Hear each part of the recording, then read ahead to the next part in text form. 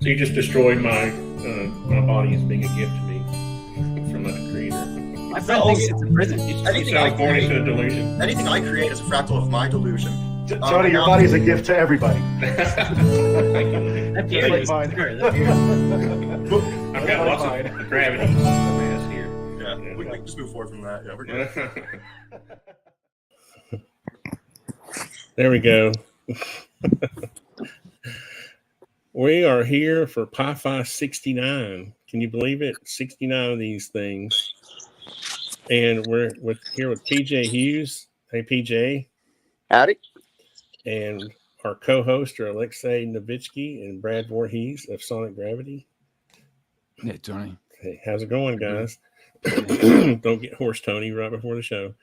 And so, PJ, you were a tech on for an E2 Hawkeye on the Nimitz during the encounter in 2004. I was indeed. I'm not very good at introductions, so why don't we? Don't worry about it. I was going to let you tell your story first before we start asking our questions.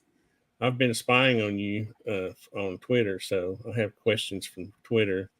I'm just kidding. That's kind of an inside joke because we made the joke that Louis Elizondo, what is it called, Alexei? You're bringing me on that. He remote viewed you. I claimed that he remote viewed us before that interview, but it was kind of funny. But anyway, if you don't mind, PJ, go ahead and introduce yourself and tell us your story. So my name's Patrick Hughes. I was an avionics tech with VAW 117. We were part of Carrier Air Wing 11, Carrier Strike Group 11. We were all together in 2004 training for our 2005 deployment when all this Tic Tac stuff went down. I never saw the object. I never encountered the object. All my stuff kind of happened behind the scenes. And I've shared stories of some of the events with the Hawkeye from the crew that I've talked to since then. But again, there's a common misconception that I've seen the object, and I try and clear it up every time I can. I have not seen the object with my own eyes. So like I said, I work on the E2 Hawkeye. It's a turboprop plane. We got a little rotodome on the top that everyone jokes is a UFO of its own. You'd be amazed what you can convince a civilian that dome does, aside from just house a radar antenna. That's a joke for another time. So November 14th is when Fravors intercept and everything happened, and the video was taken and everything with a Tic Tac happened. The night before, we had actually gotten maintenance tasking to record one of the flights the next day for what I thought was to send data back to one of our tech reps, either Raytheon or whoever else had asked for it. Something we did fairly often. We can record it. They go review the data. They can tweak bugs and software and basically make sure stuff's working right. So it's not abnormal for them to ask us that. The flight that ended up getting recorded was one of the ones I sent flying the next day. We get up to the airplane 3 hours before the crew shows up to launch. We have to turn everything on, check everything, make sure everything works, fix it when it's broken. So we're up there for quite a bit of time. And I had set the Hawkeye that was coincidentally flying during Fravors intercept to record. So it was recording everything it saw, a bunch of raw data, everything it was tied into, data links, networks, everything it had access to was all getting recorded on those bricks. After the plane launches, I go back down beneath the flight deck, back to my shop, hang out, wait for it to come back, go back up, catch the airplane, help chain it down, talk to the air crew, find out what's broken, go inside, grab our hard drive.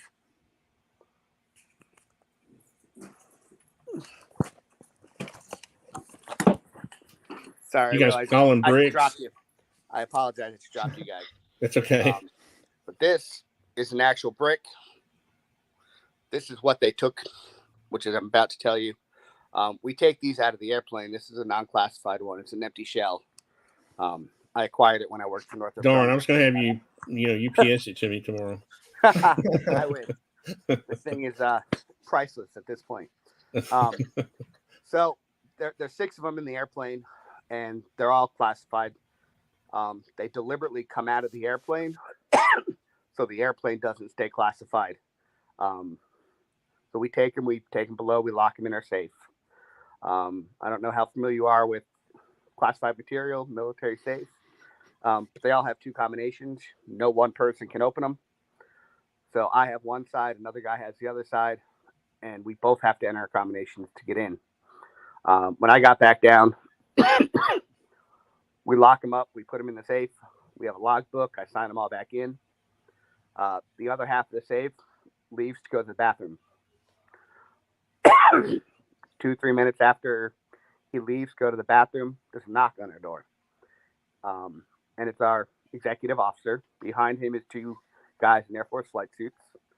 They have different insignia than Navy flight suits, so they're easy to tell apart, in my opinion. They were just standing there behind my CO. I never talked to them, never interacted with them. XO. There was a change of command around that time, which is why I always get confused what rank he was or what position he was holding at the time. He was our XO and then became our CO right after that. So if I mix them up, I'm referring to the same person. He's like, I need the bricks that were on that flight. And I had to wait. Awkward silence. Waited for him to, the other guy to get back with the safe or the other combination to the safe. Open it up. Re-sign all those out. Turn to the XO and was like, who am I signing these out to? And he's like, me. So I sign them out to him, hand it over, and he takes them, and that's the last I ever saw of those bricks. What's abnormal about that, besides the fact that he had 2 Air Force officers in tow, is where our work center is a pain in the ass to get to. You actually have to go towards the outboard side of the ship. You have to go down a level, back up a level. It's a pain in the ass. If the XO, the CO, or any of the officers need anything from us, they pick up the phone and they tell us to go down to them. They don't come visit us. So the fact that he came all the way out to our shop was evidence enough that something was abnormal. Shortly after he left, obviously the bricks are gone. It wasn't until years later that I found out what happened to them, which we can get to at some point if you want. The in-flight tech, who we've basically, since I started talking about it, we've started calling him Roger, because he works in the defense industry, does not want to be public. He returned to the shop because he was on that flight. Several of the E-2 Hawkeye squadrons had in-flight tech programs. In the 80s, the Hawkeye always had an enlisted guy flying. That went away in the mid-90s somewhere. But periodically, there's stuff that we can't fix on the ground. So we had an in-flight tech who could go flying and fix stuff in the air. And Roger was one of those guys. He was the only one we had. They also used him as a placeholder in the flight schedule. So towards the end of the month, when everybody got the required flight hours, Roger's name would appear more and more on the flight schedule to go flying because people didn't want to go flying. So when the NFO stopped wanting to fly at the end of the month, Roger got extra flights. But regardless, he was on that flight. He comes back and he starts to tell us, looked a little shaky, and he starts to say, we saw something happened. And no sooner than he utters the words, but we're not supposed to talk about it, that our division chief walked in and said, well, if you're not supposed to talk about it, shut up.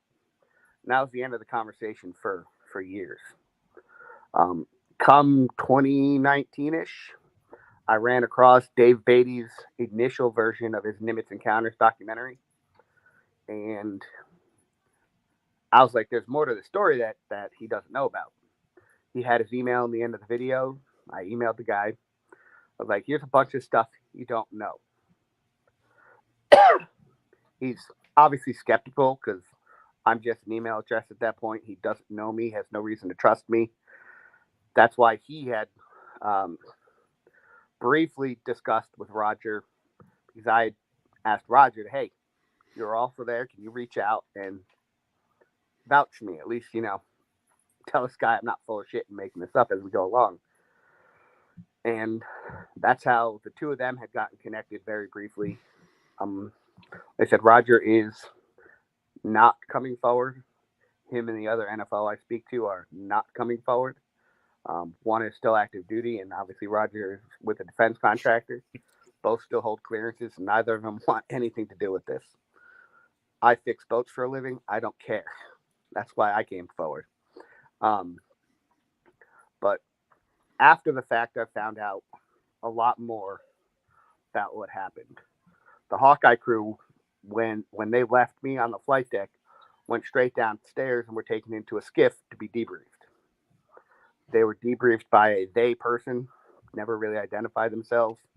They signed NDAs about everything they encountered and saw during the flight, and were sent on their way, basically not supposed to talk about anything. It's taken me a long time to get any information out of the two of them because of those NDAs.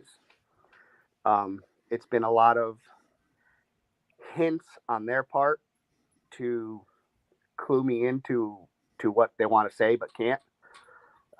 When you have a knowledge of the airplane, they can drop hints, and it's very easy to fill in the blanks without them saying anything. It's our belief that the reason those bricks were taken was because of ESM system data on it. During their flight, the Tic Tac came up, flew up to the right side of the aircraft, hung out, and took off. What's ESM data?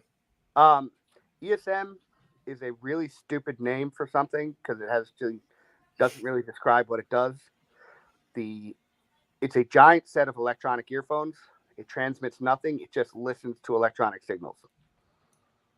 That's the simplest way to explain it. It's a giant set of headphones that listens to everything. When that object was on the right side of the airplane, they received data from it. I can't specify as to what kind of data because it's a classified system. They can't tell me because obviously our conversations are in a gray area. They can't really elaborate on some stuff. I have a very strong suspicion of what it is. I've tried to hint as such on Twitter. I've even modified some pictures that people post on Twitter because they keep posting the wrong ones. So if you look, I've tried to hint as best I can. And I think that's why they took that data. So obviously, years later, we get dragged into a few TV shows that I wish I had never done. One of them is with Lou, who you guys have obviously spoken with on this show. And the amount of talking Lou and I did in my parents' living room versus what made it onto that show is a big difference. Our conversation was a lot longer and a lot more detailed. And one of the things he says to me almost as soon as we begin talking is, do you want me to tell you what happened to do you want to know what happened to those bricks? And obviously, I had no idea he was going to say this or that he even knew anything about them. I'm like, yeah. So he starts to tell me they were taken, ended up at DOD. They were used to create some high-level briefings. And the information that he provided along with it, he only could have gotten by knowing about those bricks, like actually having dealt with them. It's not information he could have found. It's not information he could have been told. He had some direct experience with it. During his ATIP days, or that's my assumption. He did not specify. I did not ask. But it's. When did you talk to him? What year was? What was that? End of 2019. It was before COVID. Okay. We had filmed for his Unidentified season 2. Has that been released? I don't. Yeah, that's out there. What's it called? Unidentified. Unidentified season 2. Yeah.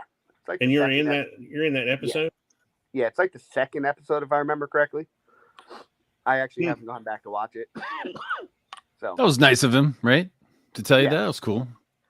So, like I said, years later, and obviously now, a lot of dots have been connected about that incident.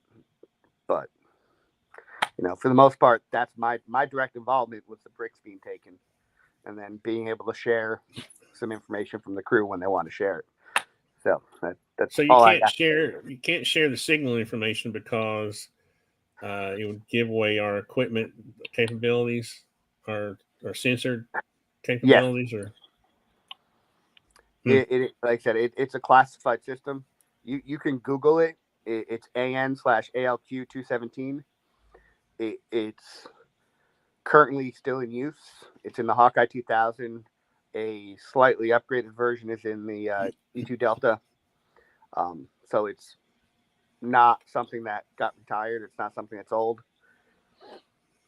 So because it's a classified system, there's what the public sees and what the public can find out on Wikipedia, and then there's what it actually does. let me ask you a question, and then I'll let Brad and Alexei. I've been so curious about this.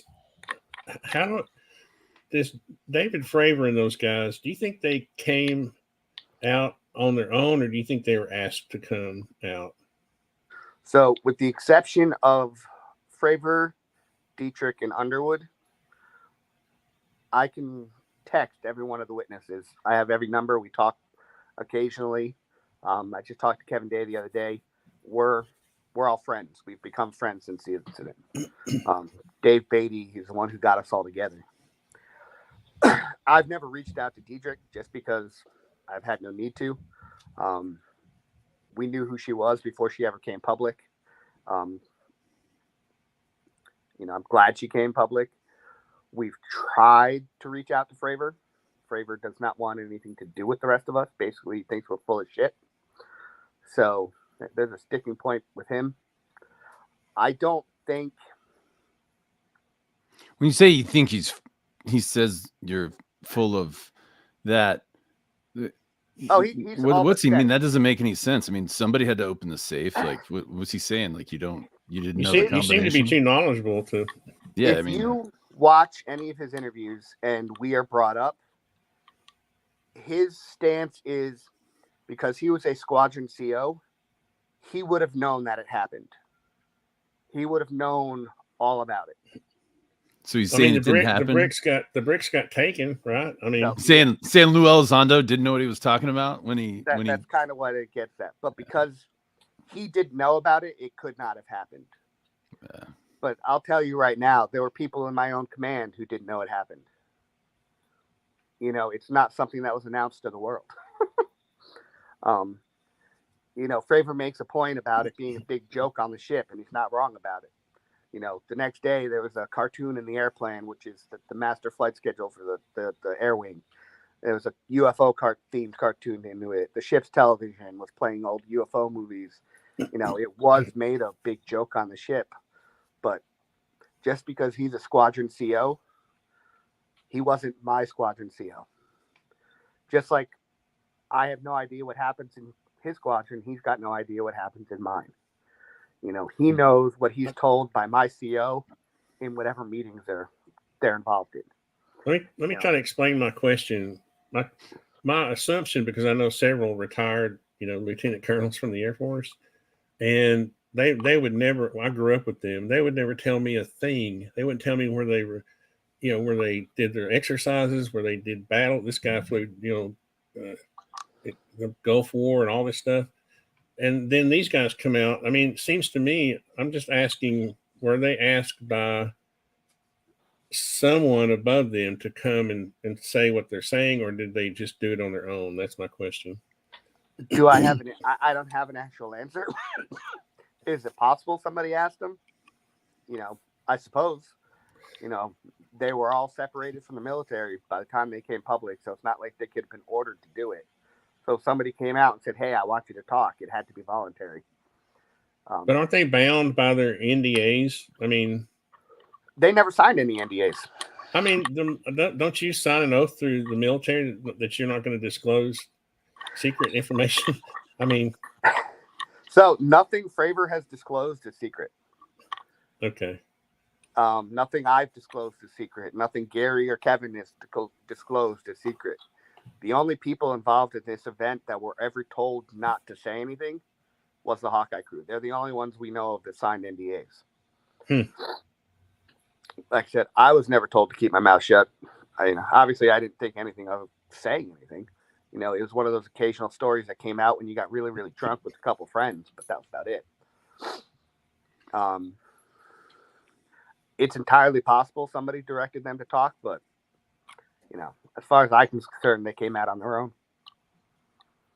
Fravor's got an ego, and he likes to feed that ego, and I think that has a lot to do with it. I don't know if you've ever watched the PBS documentary Carrier. It's 10 episodes. It's actually a great series. He's a big prominent figure in that, and that was our follow-on or that was 2005, the training cycle we were working up for when all this happened.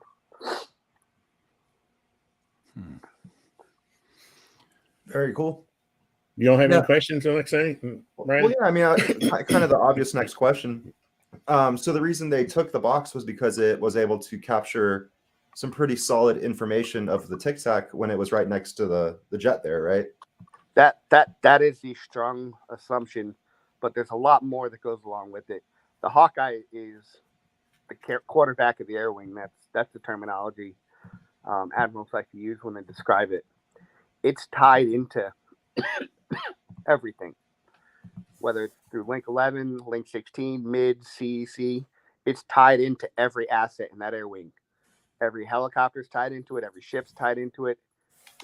Every aircraft is tied into it. We see that massive picture. Right. So you have it's not just a one airplane view. That's what you're saying. Correct. I got you. It's everything. And nobody else in that air wing sees that giant picture without the Hawkeye. Because, like, if you go into CIC and Nimitz, they've got that same giant picture. But it's being reported from the Hawkeye. So if the Hawkeye turns off, they can't see anything. Yeah. So in addition to the ESM data that they got when it flew next to them, it's got all the other tracks. It's got all the other reporting done over the network. It is the one place you can go in that air wing to see everything. So if you wanted to get a picture of that entire flight period, that's the only place you can go to get it. Now, this might also seem like a random question. I know we have ground penetrating radar and things of that nature. Was there somewhat of a 3D scan done on the Tic Tac? Not to my knowledge. Okay. Whatever was pointing at it wound up in the stack, right? I mean, yeah. Wherever it was, if it was ground-based lasers or whatever, I mean, every single sensor that was could have been pointed at that UFO ended up in the stack, right? Because it's assembled. It's sort of like compiled, right? It compiles everything, right? In more than one way. Yeah, it could even be making a 3D picture of the object itself, and then also potentially picking up on frequencies that it's emitting. Yeah, so you have at a minimum 3 different types of radar in use during that whole event. You have surface search radar on the Hawkeye. You have a ballistic missile based radar on the Princeton. You have fire control based radars on the fighter.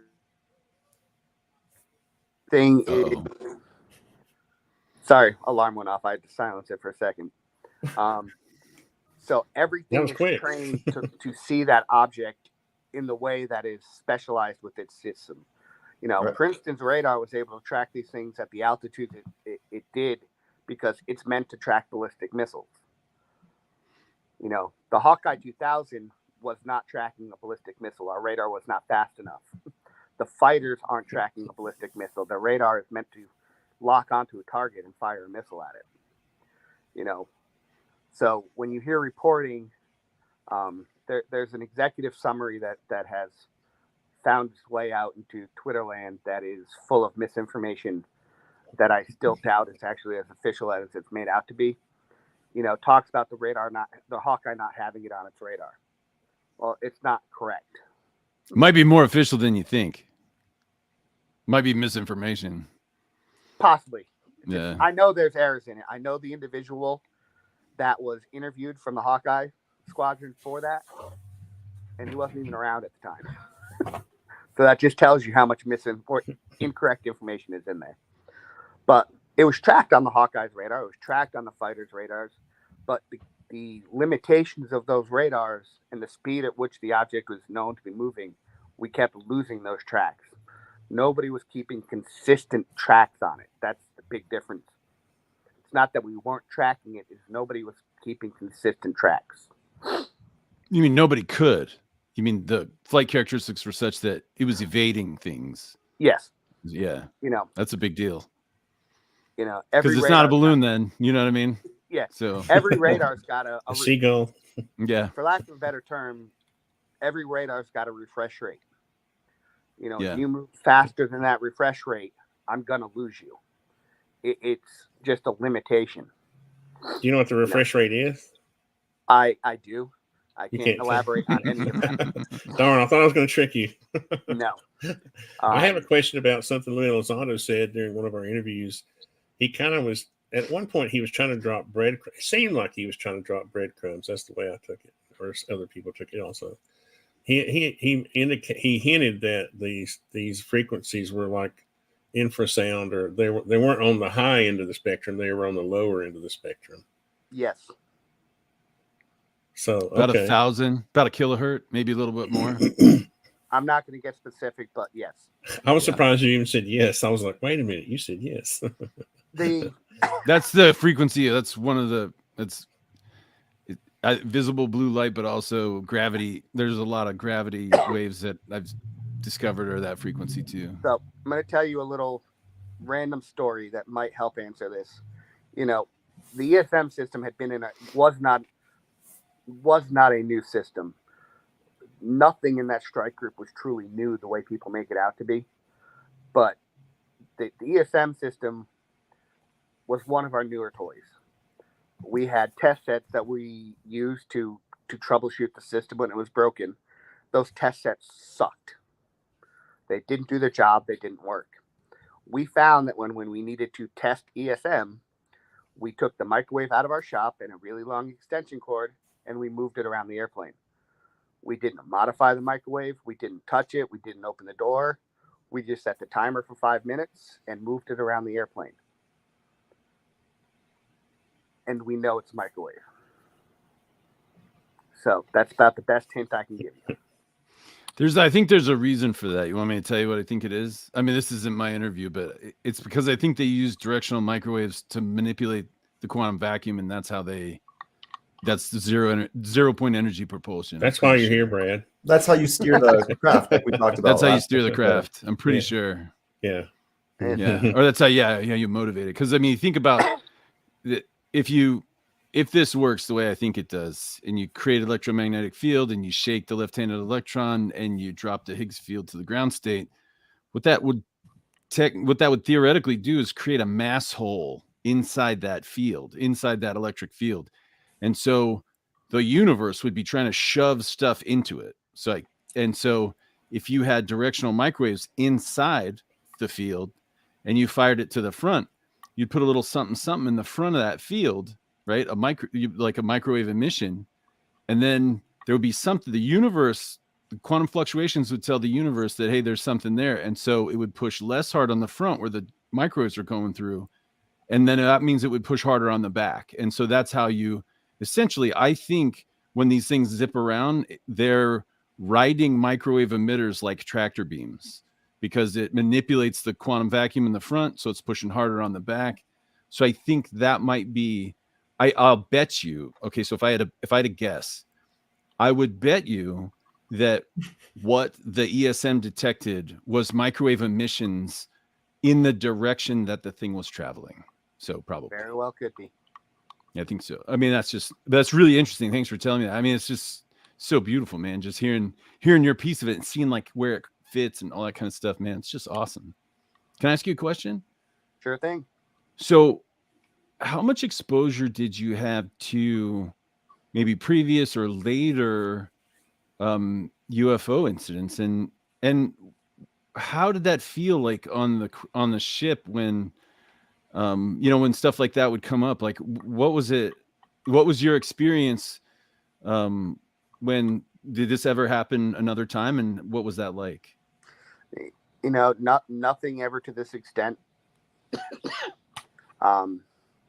It hasn't changed my world outlook. It hasn't changed how I feel. The only one of us that I know it's really affected is Kevin Day. He saw it. He saw the thing. Yep. I mean, a lot of the guys on the Princeton saw it through big eyes, which are a giant set of binoculars. Everybody forgets that we've been tracking these things for an entire week before the 14th even happened. So it wasn't a new thing that day. The big difference between November 14th and the rest of the week is they were finally in a position where Kevin Day could use the safety of flight argument, and then they had no choice but to do something about it. Wait a minute. Can you say that again? I don't understand safety of flight argument. So I can't vouch for the Air Force or any of the other services, but day one in the Navy, they teach you safety is paramount. Oh, yeah. Yeah, totally. And I'm sure there's a similar saying or probably the same thing. When it comes to training in the Navy, the lowest ranking person can stop the training for a safety reason. Yep. You know, they may get yelled at, they may be pain in the ass, but the training will stop and it'll be addressed. You know, on that 14th, Kevin Day was able to use the fact that these objects were getting closer and closer to our training aircraft, our fighters. He was able to use the safety of flight argument with his CO. He was able to say, it's becoming a danger to our pilots. We need to find out what these are. And at that point, that's when Kevin Day Kevin Day is a senior chief. He's standing behind the guys doing the work. He's the boss. They're the ones doing it. So he made the case to his CO. The CO says, go ahead. They call the Hawkeye. The Hawkeye's got control of these fighters. They take Fravor and Dietrich out of the hands of the Hawkeye. They're controlled by the Princeton. And that's when that engagement happens. That's when they go find the object. That's when they're vectored to it. That's when they find out it goes back to the cap point. All that happened because Kevin Day raised the safety of flight issue. At that point, we had to go figure out what these objects were to be safe. And he's a senior chief. Yes. So, you guys, I don't know if you know this or not, but so you have your officer ranks, right? And then you have your enlisted ranks, right? E1 through E9. Now, senior chief is he was the E9. Oh, he's E8. Okay, yep. Okay. Master chief is E9, right? Yep. And so, yeah, so he's super senior. He's a senior. He's an enlisted dude. He's got 20, 30 years of experience probably. And so when this guy talks, the CO is going to listen. Exactly. He can't say no to this guy unless there's a really good reason. And it sounds like he wasn't taking no for an answer this time. So pretty much. That's cool. Good job, Chief Day. Yeah. Right on. So I had a quick question about the cap point. So like, it's the same spot every time though, right? When you guys go, okay. I'm just trying to like wonder because they made it sound like it was like, whoa, and you are cap point. It's reading our minds, but. So the cap point for the what's most a cap part, point? I don't know what a cap point is. It's a rallying point, so to speak. It is. Oh, okay. It is a meeting point in the sky. Yeah, it's just a tactical control measure. Correct. It can be the same for various things. It can be changed on an exercise by exercise basis. That day, based on the training that was going on, there was probably 3 or 4 different cap points in that sky. They were referring to the cap point for Fravor and his wingmen. That was where they were meeting to do their training, and that was where their training was starting. They were doing fighter versus fighter. Basically, good guy, bad guy, let's see who wins. So that's the area they're at.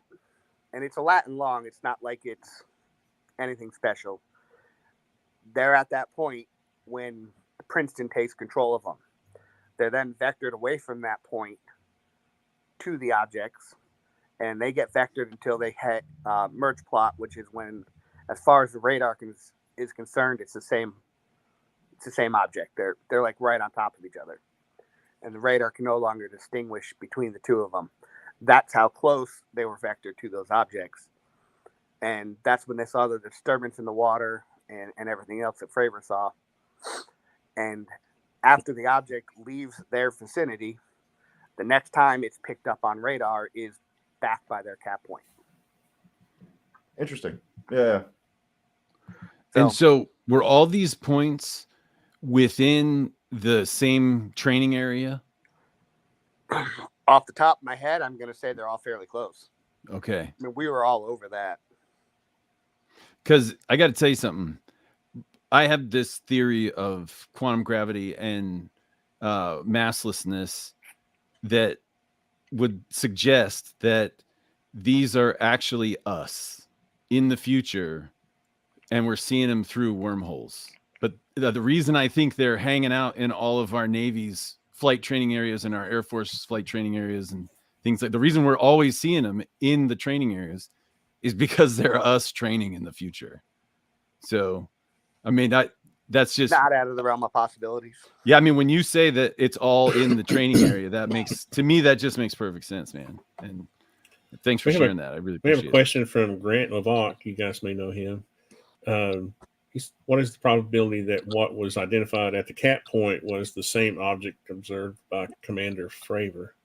My honest opinion, it probably wasn't, because people forget. You know, Kevin used the term, it was raining UFOs at one point. Multiple objects were tracked, not just one. The entire time Fravor was chasing these things, there was one next to the Hawkeye. Not the entire time, but during that same time period. There's no way that was the same object. You know, it's very likely that the object that popped and reappeared at his track or his cap point was a different object. But as far as the radars were concerned, especially Spy 1, it was the same object because it had the same radar signature. I know you said you didn't see those Tic Tacs, but have you seen anything before or after? Nope. From the deck or anything like that of the carrier, or not really. What year was what's the time frame of that versus the what's the incident called where they have the scope and they're showing the triangular? That was what, 2014, 2015, somewhere around there. What's that incident called? I forgot what the incident's called. Gimbal. I think they called that the Gimbal. That was one on East Coast with Brian Graves. So did you're obviously aware or you know about the equipment used, the scope. I guess it's an infrared scope that they were using. What I'm getting is that the FLIR? Yep. No, I'm talking about the one where the fellow's recording from the deck, and he's pointing. It's a handheld device, right? Oh, I'm not sure what you're talking about on that one. It's the one where Mick West claims it's the bokeh effect because it's triangular. I know what you're talking about. It's like the screen is green and there's white triangles. It's used the green infrared. I mean, the green infrared is just night vision goggles. Yeah, that's what I'm saying. It's a night vision scope type thing he's using, and it's showing the blinking lights. It looks like a drone, right? But it's triangular. Anyway, since I'll drop that since y'all don't know what I'm talking about. Because I'm not describing it very well. I thought that was a pretty popular episode, but it's not that it's not popular. I don't pay attention to a lot of the other things. The only thing I want an answer to is what happened in 2004. So I guess I was asking you because I thought maybe you were familiar with that equipment and you could solve was it a triangle or was it the bokeh effect where the lens creates a triangular effect, making it appear as it's triangle. Without having seen the video, I can't really answer. Yeah. But I can tell you of having had a long conversation with Mick West, I could have handed him the classified documentation about what I was saying, and he would still tell me I'm wrong. Yeah, he's just a pull string denier. I've looked through night vision goggles so many times for so long, and I've never seen a triangle ever like that. Well, that's the funny thing. I've used them for hunting before, and they're pretty powerful ones, used for hunting. I mean, you can see perfect outlines of boar and deer. I mean, it's just awesome technology. But I never saw that effect. I never saw the bokeh, whatever that's called, B-O-K. And neither is Mick. I was trying to be nice to Mick. I was trying to be nice to him. What I was trying to do was get someone that's been in the military to say, no, that's not the bokeh effect, but I don't think he'll ever listen to that. So, well, thanks for sharing this stuff, PJ. I mean, I really appreciate it. It's really, really interesting to hear your perspective. So- how's it make go you ahead. feel? Like, what's your experience after? Like, how do people treat you? Like, your former, shipmates and all that kind of stuff. Like, how's it kind of changed things? So So, do you wish it never happened, or are you glad No. it happened, or what? Like, I mean, I wish how I'd did it never leave you? gone on TV, but that's about it. I still talk to most of the guys I served with then. It's not every day, but we talk frequently enough. I had reached out to a lot of people when I first got re-involved in this whole thing, just to remind myself that I wasn't crazy, that I was really remembering stuff that happened. And Yeah, man. most of those guys have pretty much at this point, they've all left the Navy, but they've all stayed very close to it, working for various defense contractors and other things.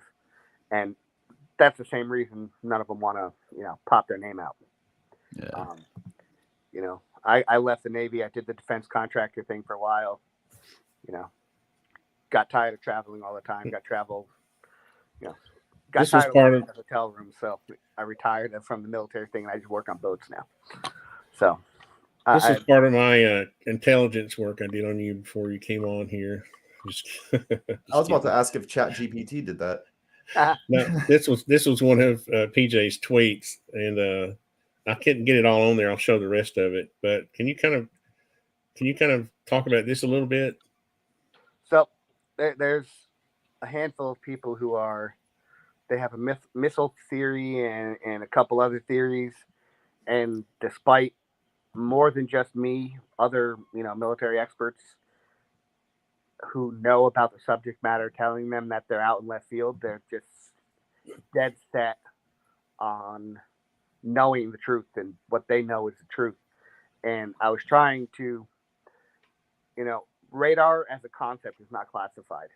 How the radars, the Navy has process tracks and handle stuff and work on, a system by system level, that's what's classified.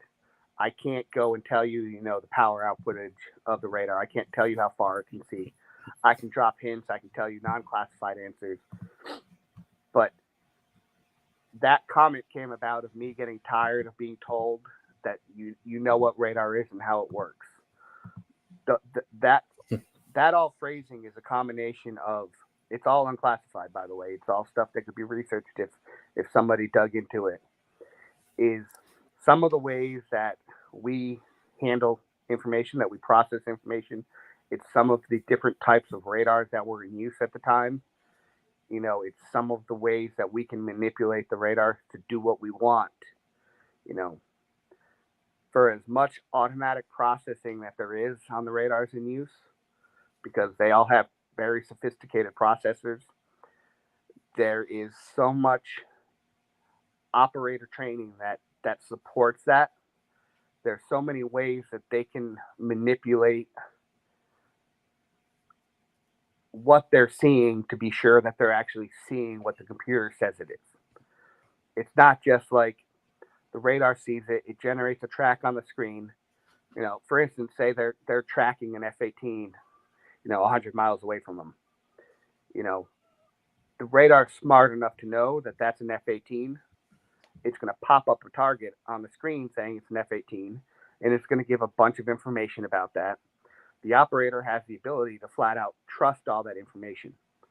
They also have the ability to turn things on and off to verify that that's actually what is there. The Hawkeye has that capability. The Spy 1 has that capability. I'm pretty sure the fighters have it, all in different shapes and forms. So I'm trying to explain to these people that we know it's not a damn missile.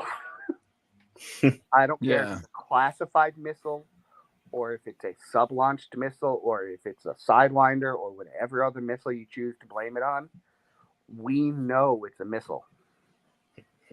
And the 12.36 microseconds that I dropped in there honestly just to be an asshole. It's a radar range mile. It's how long that pulse or a radar pulse takes to go 1 mile from the transmitter and back. You know, you can use that to do calculations about a lot of things.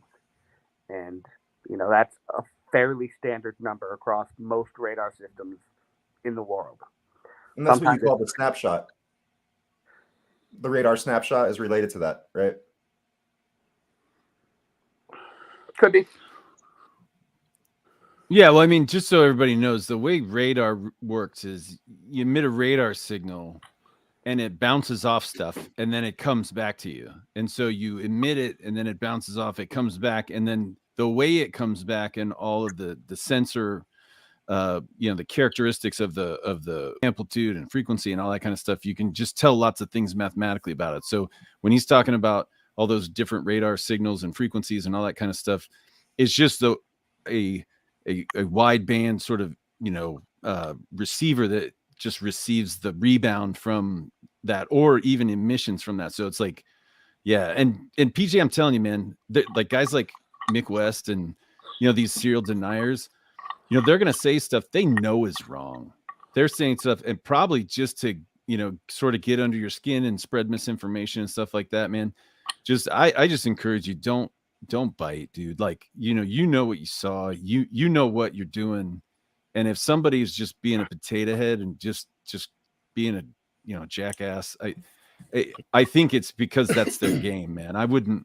I'm really, hey, I just want you to know that, man, thank you for your service. I'm so proud of you. And I'm thankful that I got to participate in this discussion with you, because, you know, it's a privilege, man. And I'm gonna tell you what, I can't tell you how many friends I've lost, and, you know, folks who are still in service won't talk to me because of, you know, the things that I'm podcasting about and doing and that kind of stuff. Lost a lot of friends and everything, but, you know, I just want you to know, man, you're not alone. And I have experienced some of the same, probably nowhere near as much as you, but yeah, dude, it's like, you know, just keep doing what you're doing, man. You know, you're doing good. You know, Thank you, It's sir. awesome. It's awesome. I thank both of you guys for your service. I do have a question from Tic Tac Guy. Now, Tic Tac Guy is a person I've interviewed before. He was a technician. Well, he did maintenance work on military equipment, ground-based work. Oh, and he also did tech work for SpaceX. And while he was down in was it the Bahamas, Tic Tac Guy? I'm sorry, I can't remember everything. He actually saw a Tic Tac that he says was, he could see a pilot in, that it was. And so that was an interesting interview. But his question is, you know, while the raining of UFOs thing was going on, what ready state was the boat under? Was it all hands on battle station? No, it was not battle stations. It was not all hands on deck. It was operations as usual. The one thing people have to understand is as an air wing, as a ship air wing team, as a strike group team, whatever terminology that people like to use to refer to all of us out there, we're out there to train for deployment. The aircraft are training, the ships are training, the individual departments in the ship are training, you know, so there's drills all over the place. There is testing all over the place. It is a ever-changing environment because we are all training to basically be qualified to go back out on deployment, you know, come May in 2005 when we left. So there was nothing special going on at the time. Nothing changed because of these encounters. You know, other than the fact that they changed the movies on the TV channel, there's a whole lot of people on that ship, especially Nimitz, who had not a clue what's going on. You know, you become so compartmentalized when you're out to sea for that long, and when you're doing all this training. If it doesn't directly apply to you, you just don't pay attention because you have too much other shit to do. Mm-hmm. You know, and it seemed like a lot of the pilots were saying this was so common that it wouldn't have been like something major or something new, right? Those training areas out there are used for all kinds of stuff. They're used for, missile tests, flight tests, air wing training, ship training, missile fires. Everything happens out there. That's our primary playground out on the West Coast. They've got another one off the East Coast that we use. There are times where those ranges are off limits for various reasons. Wayward Cessna flies where it's not supposed to be. Somebody's got to go up and say hi and wake them up and tell them to get the hell out of there. Or, a boat is, now fishing somewhere it's not supposed to, so we have to go figure out what they are. Incursions are common. It's not unusual for aircraft, armed or unarmed, to say, hey, let's go figure this out. When we operate in the Persian Gulf, that happens so much. We don't know what this is. It's on our radar. We assume it's a nobody, but let's, send an F-18 over there to get a visual on it to make sure it truly is a nobody. One of the funniest debriefs I ever got from an NFO, one of the guys in the back of the Hawkeye, was they were tracking something. They couldn't really identify it, but they kept getting a consistent track on it. So they sent the F-18s to go see what this was. And it turned out to be a piece of, 2x2 driftwood in the water. You see this question by Grant Levac where he's asking 2x2 driftwood in the water? That's what they told you it was? Oh, it was. They've got pictures of it. Okay. That's how good the Hawkeyes radar can be. And it was at quite a range. Can you see this question? To know the significant differences between the APG 73 and 79 radar. There's a lot of differences. What I know, I can't talk about. One of the big differences is the way they can manipulate that radar. It's the same type of difference between the E2 Hawkeye 2000 and the E2 Delta. They're two different types of radars. A lot of it has to do with the way we can manipulate those radars.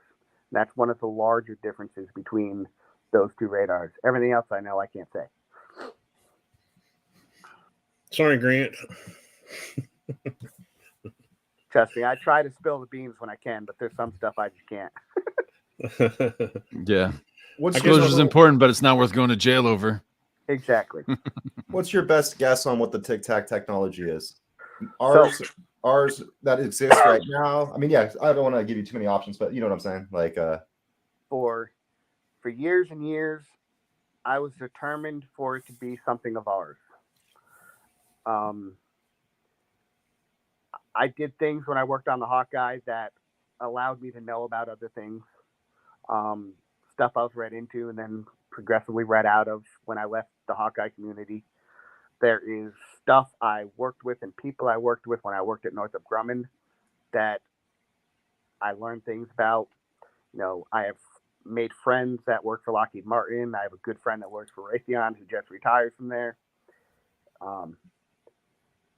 There's stuff I know about that the average sailor that I worked with doesn't know about, just because of differences in clearance.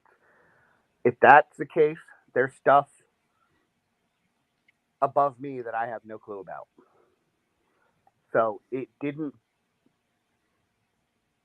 was very easy for me to believe that it was something of ours, and that's what I wanted it to be. But through continued discussions with a lot of these people, with Kevin, with Gary, with Jason, with the other witnesses, with people who are smarter than I on certain topics, it's become less and less convincing that it is something we have right now. If they were testing a classified missile or a classified aircraft or a classified something in that area, they wouldn't have done it while we were there. Too many eyes, too many instances for error, too many instances for safety violations. They wouldn't have done it while we were there. Even if you wanted to say, hypothetically, they purposely wanted to test it on us, 99% of that strike group would have no clue it was there. But the admiral in charge of the strike group would know something. More than likely, the captains of each ship would have known something. They may not have known all the details, but they would have known something was happening. You don't just cross into an environment like that and not tell people you're there. I don't care what you are. That's not how military training works. You know, I've done enough planning for freaking training events and, you know, testing systems. One of the things I did for Northrop Grumman was testing and stuff for the advanced Hawkeye, the follow on to what I worked on. You know, so we did a lot of test programs related to that aircraft. So I know what's involved. You know, we couldn't tell people some of the stuff we were testing, but we told them we were testing something and stay the hell away from us. You know, you don't just not. Yeah. You clear the space where you train. You don't just exactly. You don't just wing it and go hang out. Yeah. Exactly. So like I said, over time, it's become. I don't know what it is. I want to know what it is. You know, people automatically take that to, I think it's aliens. That's automatically what they think I say when I say that. It's not the case. It could be. I don't know. It could be Chinese. It really could be ours. It could be a lot of things.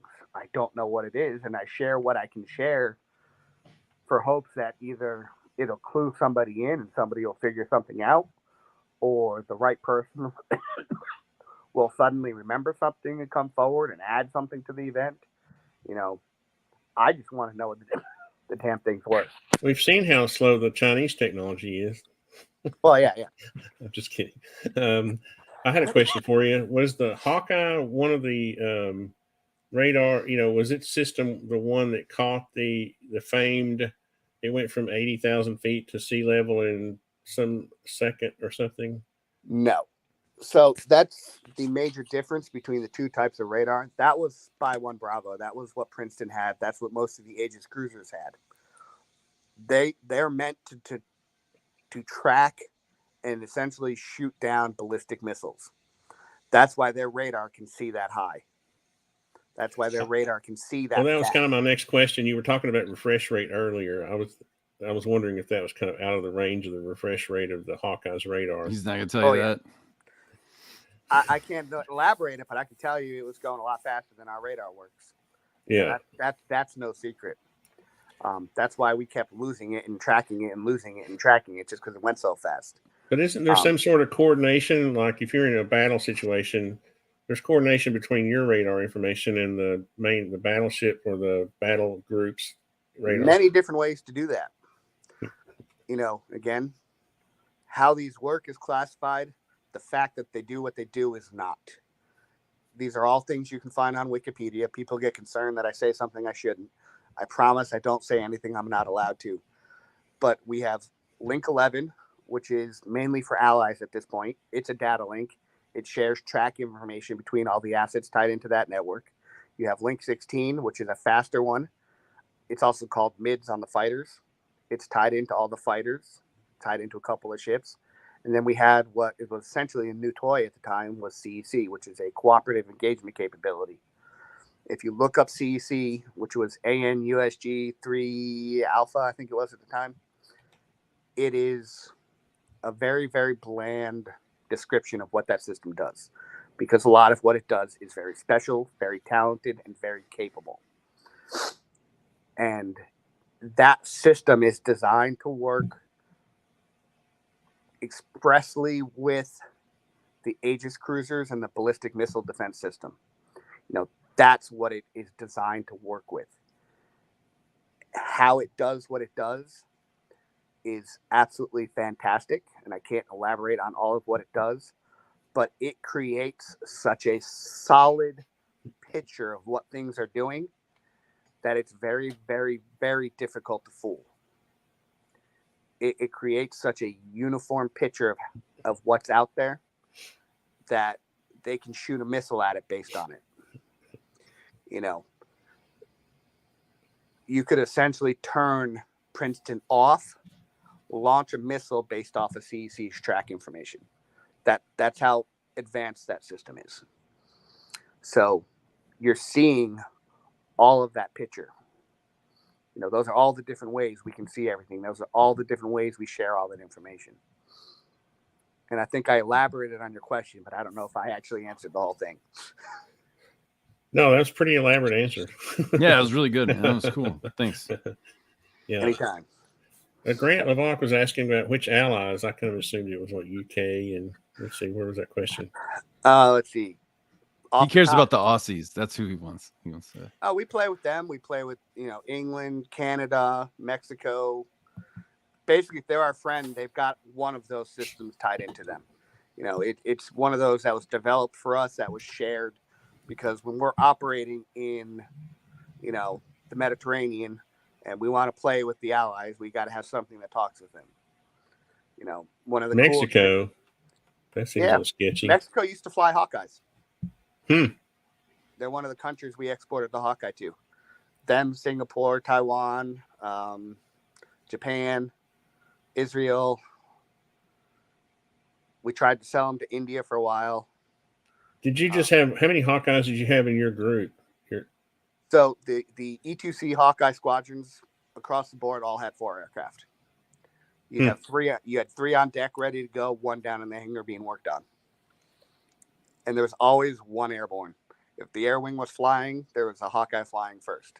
Wasn't there what happened to the AWACS? Was that the old? So I have a funny story about them. But the AWACS is the Air Force version. They have a lot more people to do the same job we do with 3 people. They kick ass over land. We kick ass over water. And again, it has to do with how their stuff is tuned and how our stuff is tuned and how it's designed to operate. We can capably work over land. We do it all the time. They can capably work over water. We were doing a what was it? Operation Trident Fury. Some training exercise. We were up in Canada playing with Canadian Air Force, their F-18s, the Royal Air Force, a bunch of people out of Whidbey Island, and playing war games up there. And the Royal Air Force sent one of their E-3D AWACS, which is a different version of the AWACS we fly. But they left all their techs behind, so they had nobody to fix it when it broke. Well, enough of their stuff is common with ours. Their CO or whoever their highest ranking guy comes over to our trailer, talks to our CO, says, "Hey, this is our problem. Do you have any guys that can help?" Well, CL calls me over to the trailer because we were operating out of a tent in the middle of an airfield on Victoria Island. And he says, "You want to go for a flight?" Thinking he wants to go flying in our airplane, which I've done. I don't really care to do it. I've done it enough. He's like, "No, you want to go flying the AWACS?" Well, fuck yeah, I do. So get in and took one of the other guys with me because we had classified crypto stuff with us. And we go flying. Turns out they just didn't know how to turn it on. Fix the problem real easy. Because it's all officers, right? It was officers. They didn't have any, they didn't know shit. So that's awesome. We got to watch them do their whole mission. We got to plug in headphones, listen to them control people, do everything. Got to witness them turn everything off and take a tea break. They all stopped and had tea right in the middle of the damn thing, which kind of cracks me up. I even got to fly the AWACS for a little bit. I posted pictures of that on Twitter the other day, actually. The pilot wanted to get up and have his tea, take a break, and they're like, "Hey, you guys want to go see?" I'm like, "Sure." So the other guy I was with, he went first. He got to sit in there for a little while. He comes back. He's like, "Your turn." I go in, and the co-pilot's like, "Hey, we got a turn. You want to fly?" "Sure." So, autopilot goes off. My hands are on the controls. His were also on the controls, so I wasn't, going to kill anybody. But he guided me through one of their turns to go back the other direction. Then I got to stay in the jump seat to watch them do a bunch of touch and goes at one of their Canadian airfields up there. Isn't the AWACS larger than the Hawkeye? Oh, tremendously. It's a 707. Yeah, that's what I was thinking. 707. Because it's land-based. Yeah. Yeah. Something you're not landing on a carrier. That's funny. That's what made me think about the AWACS, because I was thinking can't land that on a carrier. I developed a couple friends in the Air Force that I actually went to high school with that ended up working on the AWACS in the Air Force, and I constantly berate them for how bad that aircraft is, in my opinion. I've always When been curious. Oh, I'm sorry. I thought you were done. When I went through school to learn how to work on the Hawkeye, we didn't learn everything about the AWACS, but we learned a large chunk of its capabilities as part of our training. So, I have a very strong I don't know everything about that airplane. I don't want to. I don't claim to, but I have a strong understanding of how the AWACS does what it does and the systems involved on it. So, like I said, it becomes a running joke. I actually have a picture of an AWACS over on my wall across in my dining room that I got from the Royal Air Force guys when I fixed their plane. They were like, here, you can have a patch, you can have a picture, you can have this. All I did was turn the damn thing on. They thought we were awesome. So I've always been curious how the the pilots and the crew are shielded from the the radiation from the radar. So in both aircraft, if you look at an AWACS, there's no windows in the back of it. The only windows are really there are up in the cockpit, and they're lined with gold. The windows in the cockpit of a Hawkeye are lined with gold. The windows that are in the back for the crew have RF shields that close when the radar's on. All the fighters have gold lined cockpit windshield. That's how they protect them all. It's all with gold lined glass. That's interesting. If not, when it comes to the Hawkeye, they'd be melting. So. Yeah. I was going to say. I thought I was like, if you had to control the direction of the radar to avoid the crew, it would be kind of limited, wouldn't it? So you can, to a point, control the beam on a Hawkeye's radar. The E2D Hawkeye, you can do all kinds of fancy stuff with the radar beam. But on the Hawkeye 2000, the one I primarily worked on, it's a surface search radar. It just spins. That's what it's meant to do. So the beam keeps rotating around 360 degrees. That's how it works. Same way if you how fast does it spin? I'm just kidding. 5 to 6 times a minute. We'll leave it at that. I was kidding about the refresh rate again. So. It's that part's not classified. It's harder to find on the internet, but it's not classified. But if you turn the hydraulics off, you essentially can stop the dome from rotating. We were doing workups, I think early 2003. The CATC on the carrier went down, which is the Carrier Air Traffic Control Center. They're the ones who control the air traffic right around the ship. They're the ones who guide everybody into the landing pattern, all that. Well, all their shit just like blew up and went down. So we towed the Hawkeye over to the LSO platform, which is backed by the wires, pointed the dome back at, over the back of the ship, and they were using that to guide people in for landing. So there's all kinds of different ways you can do stuff. Well, I mean, the beam is that green thing, like on the screen, like when it's going like, doo. Yes. That's like when it sweeps over and then you see the blips where the planes are. That's what he's talking about, right? Yeah. It's not just one beam though, right? On that radar it is. Oh, I would have thought it would have been. I would have thought it would have been more of an array of beams. No, I'm sure there's probably other like detection systems and different radars or whatever that work like that. I mean, the ground radar in the Army, we got the Q-36 and the Q-37 radar. Those are sort of anti-artillery. Like it catches artillery that's flying, and then it tells us where they're at, and then we shoot where they're shooting from. So we have similar stuff like that. It's different, just kinds of radar systems. Now you got me puzzled because the radar beam has to be like vertical up and all the way from the ground to the sky, right? And then it fans around. So that's where you get into the different types of radar. There's phased array radars. There's pulse Doppler radars. There's so many different ways of radars working that it's hard to specify. Like the radar on Princeton was drastically different than the radar on the Hawkeye and the radar on the fighters. They're all tuned to do different things. The Hawkeye is essentially a surface search radar. It's a Doppler radar almost. Whereas it's a phased array radar on Princeton. The way the antennas are set up and the way the beam emitters are, it all operates different.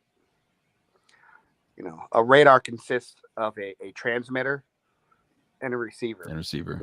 They can be hundreds of miles away from each other if you wanted them to be. They don't have to be on the same platform. And they don't have to be 1-to-1, right? Like you could Yeah. have one emitter and 4 receivers.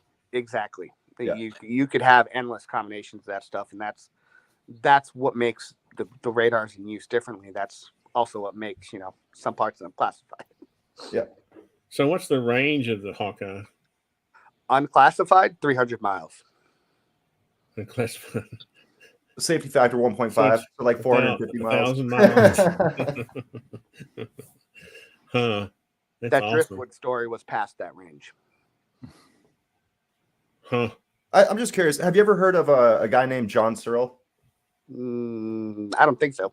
He's popular for inventing a levity disc, so like an anti-gravity disc in like 1940, 1950. He claimed, based off of his math, that he could make it to the moon and back to the moon in about 10 hours. He was confronted by the RAF back in the day and started working with them and started a thing called Searle Space Explorations. I forget the actual name of it, but I'm just wondering. So you would like to think that the Tic Tac is our technology. I still think that there's a possibility, as in it's man-made. I definitely think that. Yeah, that's all I'm trying to get at. I'll share a link with you. There's a great documentary of John. He was originally trying to create a free energy drive, but the thing started levitating on its own power when he did. And so he ended up trying to make a body that could control it. And after many attempts, he theoretically, right, allegedly, he was successful. And so he's been building those since 1950, 1960s. Yeah. I mean, I guess I have had these thoughts that, if we are able to pick up something on radar, I mean, it's got to be highly advanced, but still, if aliens can get here from another planet, they might be able to evade radar. I don't know. What do you think about that, PJ? The reason, it wasn't just IFF that picked up those objects. It wasn't just radar that picked up those objects. It wasn't just ESM that picked up those objects. It wasn't just one type of sensor. It was a combination of everything available to that strike group that was tracking these objects. It's why I can tell you for a fact it wasn't spoofing. It wasn't something spoofing our radars. You may spoof one radar. You may spoof one other system. You're not spoofing them all together. It's damn near scientifically impossible to spoof all of that. You would literally have to know how all of it worked. You'd literally have to know how everything processed everything. You'd literally have to know how every operator at the controls of those systems thought. Because everybody fails to take into account that just because the radar shows them a track or ESM shows them information, or if there's an operator that's behind those making actual decisions based on that information, they can turn things on and off to verify what they're seeing is accurate. They can, manipulate the signals to get a better radar track. They can do all kinds of different things to make sure what they're actually seeing is real. There's so many different combinations of things they can do that you're not spoofing those radars alone, let alone everything. And let me tell you, all the Mick Wests in the world, all those guys that are telling you, oh, it's operator, all this stuff, like those guys don't know nothing. Like they haven't seen nothing. They haven't been on the Nimitz. They haven't worked on phased radar arrays and sensor integration. I mean, the Hawkeye sensor, like there's just, I just hope that they don't get your blood pressure up, man. No. Whenever I hear them talking, I just read like Mick West and then I kind of stop reading, whatever it is. Usually if I'm engaging with them, it's because I'm bored. Yeah, okay. And I do it to entertain myself. I don't I don't get upset. I don't get mad. I don't get bent out of shape. Eventually I just get bored with them and I stop bothering with them. Then I get bored again and I'll entertain them again for a little while. What's interesting to me is that we've all sat here as grown men, and we've literally been skeptic, right? We've been skeptics here in the words we're saying, but we're not trying to debunk it. Does that make sense? We have a healthy amount of skepticism. Oh, so do I. That's the kind of That's the kind of skepticism I like. I don't like the purposeful approach of every time I hear something, I have to debunk it. Those are the annoying skeptics. I mean, go ahead. No, sir. You go ahead. This is your show, man. The thing of it is, you're the main event. It's not that I'm telling these people they are wrong with wanting to debunk it or go down a certain path. It's me responding with all the education and experience I had for my time in the Navy on how all that stuff works that I can't share with you. It's me giving you all that education saying it can't be this. And if I can give you the reason, I give it. It's not me saying it's not aliens or it is aliens or just because I told you it's not a missile, it's got to be an alien. No, I'm just telling you our shit would know if it's a missile, classified or not. When it comes to Princeton's radar alone, that's what it does. It looks at missiles. That's its primary job. If it was a missile, without a shadow of a doubt, the Princeton's radar would have identified it as a missile. Everything's got a radar signature. Everything's got a radar cross section. The processors on all of this stuff are extremely talented at identifying things. Aren't those databases filled full of Chinese jets and drones, and it's not just our own equipment that's in the databases of those, right? That it compares its signal to. Maybe. So, I mean, that would be something that's something we would have to do. We'd have to know the neither confirm nor deny. Yeah, but we are Americans. Enemies. Yeah, we'd have to have all of that. All of our enemies' equipment. So I would say they're all there. Go back to the early 90s, the fall of the Soviet Union, East Germany, West Germany reuniting. There's a whole lot of Russian tech that was captured at that time. And all of it was reverse engineered. We know all that stuff. And by knowing what they had at the time, all this guy smarter than me can progressively guess where they're going with things. And it gives you a huge insight to what everybody else has got. Look at most of the military tech in the world and where it's come from. It came from us or it came from Russia. So if you have a good idea what Russia's doing, you have a good idea who everybody they're selling to, what their capabilities are. And now you can program our stuff to go look out for that. I mean, and look at what's going on in Ukraine. Like Russia is getting annihilated. So, there you go.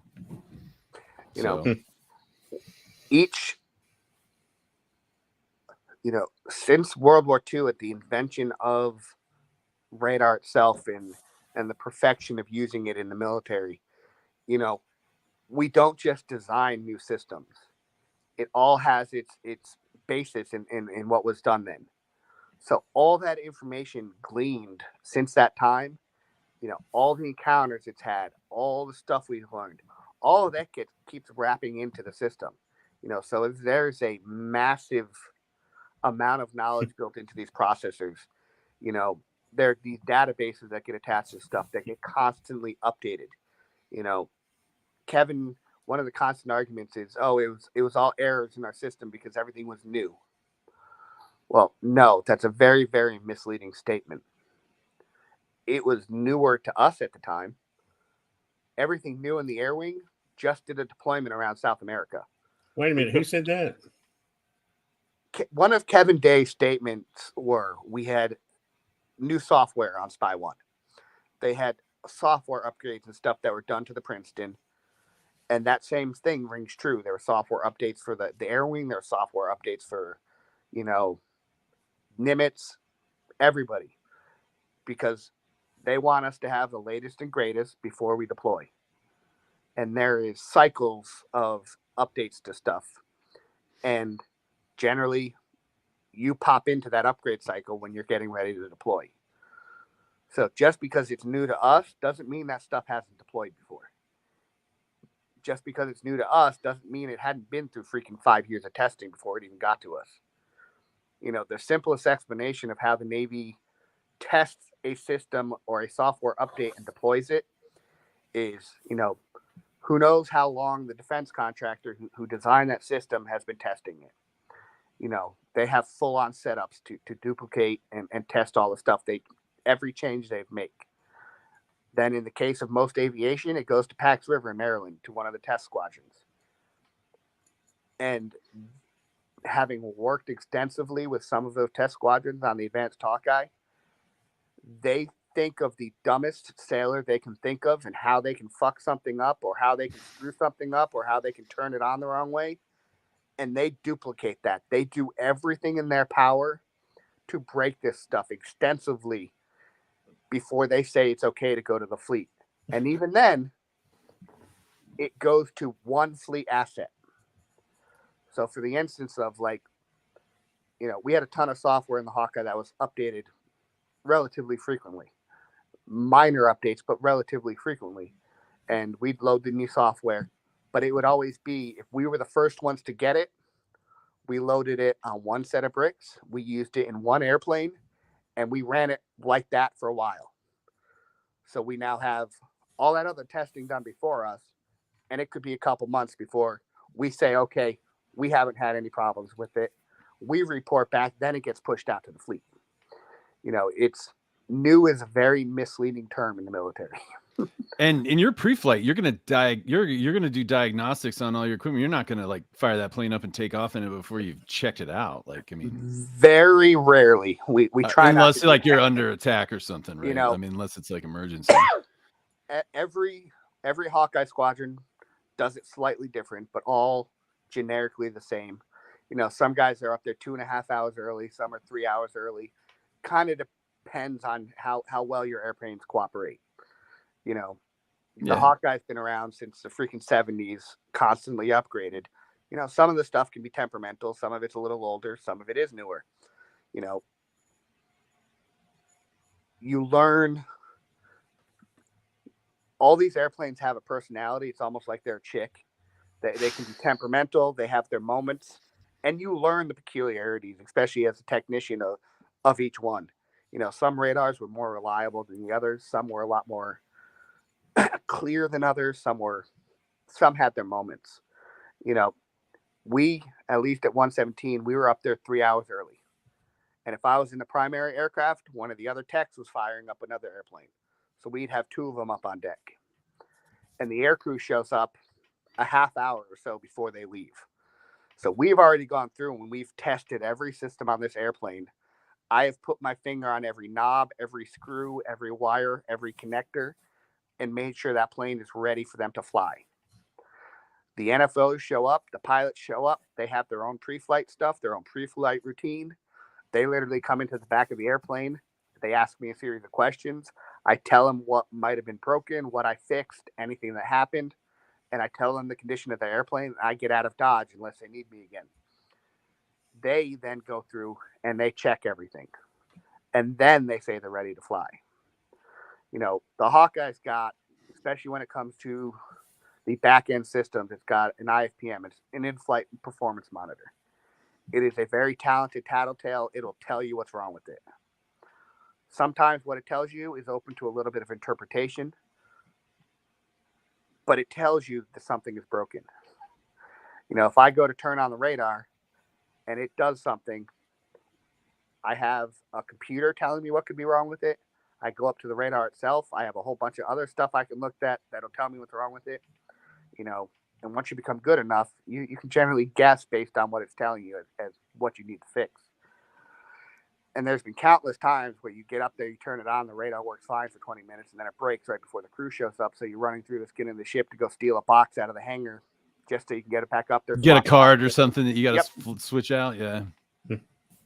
You get it up. One of the funniest stories I ever like to tell about, the radar and what we go through to keep these planes working and how they operate and everything is I had an issue with one of our radars on a man up, and one of the boxes could be a little temperamental. Sometimes you had to kick it. You kicked it in a certain spot. It kind of jiggles stuff around in it, and it would work. And due to timing on one flight, I got it working. We didn't have time to change out the box. So I fill in the crew. I tell them what's going on. It happened to be the CO in the back of the airplane. He's like, no problem, don't worry. So they go flying. I don't know, 15 minutes later. You told him to kick it? You said, Yeah, hey, look, if he does this, I'm getting just there. give it a kick. Okay. Yeah, I'm getting there. Hold on. So they That's must have awesome. been airborne for like 20 minutes. And I get a call from our maintenance control, the maintenance chiefs. They're like, you need to go down to one of the radio spaces where,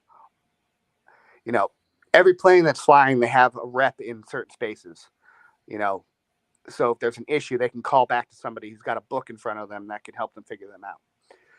So I get called down to that space. Oh, like a contractor, like a Raytheon guy? Usually another pilot Okay. or another NFO, Okay. and they'll have a logbook there. You said NFO, that's a flight officer. What's the N stand for? Naval flight officer. Naval flight officer. Basically, Okay. they're the operators of the stuff and bag. Like the co-pilot, sort of, or the guy in the rear, the guy in the back, guy in the like chair. Weapons systems officer. Yeah. There's a couple different terms for him, but so I get called down there and they put me on the radio with the skipper and he's talking to me and he's like, and the radar stopped working again. He's like, but I forgot what he told me to do. So I'm in this room and I'm the only enlisted person in this room of all. Yeah, you're like that all right, goes sir, from just kick it. Really? most of them being lieutenants all the way up to a couple captains in the room. Yeah. And I'm literally, they can all hear what I'm saying to the skipper. They can all hear the entire conversation. And the amount of looks I got when I told a commander, my commanding officer, to get up and go kick the box in a certain spot, everybody thought I was crazy. Radio goes silent for a minute. He probably sent the guy in the RO seat, which is a seat in front of him, says, go kick it. Comes back. He's like, radar works now. We're good to go. Yeah, we're good. Thanks, petty officer. I get off the headset. I leave that room. But the amount of looks, my career progression of, I went to a training squadron first. And the training squadron has 20-something Hawkeyes. You get a lot of experience in a very short time. Not a glamorous tour, I imagine, but a productive one. And then I went to a fleet squadron, which happened to be 117. And, I already had a shit ton more experience than some of the techs that were there just because of where I started. Over time, I became very good at my job. I left the Navy in 2011, and the one thing a defense contractor cannot do is go up to you while you're still in the Navy and say, I want to hire you for a job. Yeah. Yep. Well, they do, but they're not supposed to. I knew months before I got out of the Navy that I had a job waiting for me. I knew what the job entailed, where it was, what I'd be doing, how much I'd be making. I had already had that conversation, and it was all based upon my reputation in the Hawkeye community. Yeah, congratulations, man. That's good. That's awesome. When you know your craft, like people know. Like in the military, people might not understand it, but you got this rank and everything. But when you're the guy who knows and the mission is what matters, if you know to kick it, then the colonel will kick it. You know what I mean? He's going to do what you said. So that's pretty cool. That's like when we had all this. Because I, by nature, want to take things apart, want to figure out how it works and put it back together. Dude, just me too. Totally. The better tech I became, to be a gutter tech, I had to understand a lot of what the operator did. I can turn it on, or, early in my career, I could turn that airplane on and I could fix it, as good as anybody. But to understand some of the limitations of the aircraft, you have to start learning what those, NFOs spend a year in school learning. And, you start to make friends with some of those officers. You start to weasel your way into the simulator with them. You start to learn more. You start to become better. I got really lucky because spending 2 years at the training squadron before I went out to the fleet, I got to know a whole bunch of those student officers who are then, arriving at 117 about the same time as I am. So, yeah, it's still a professional.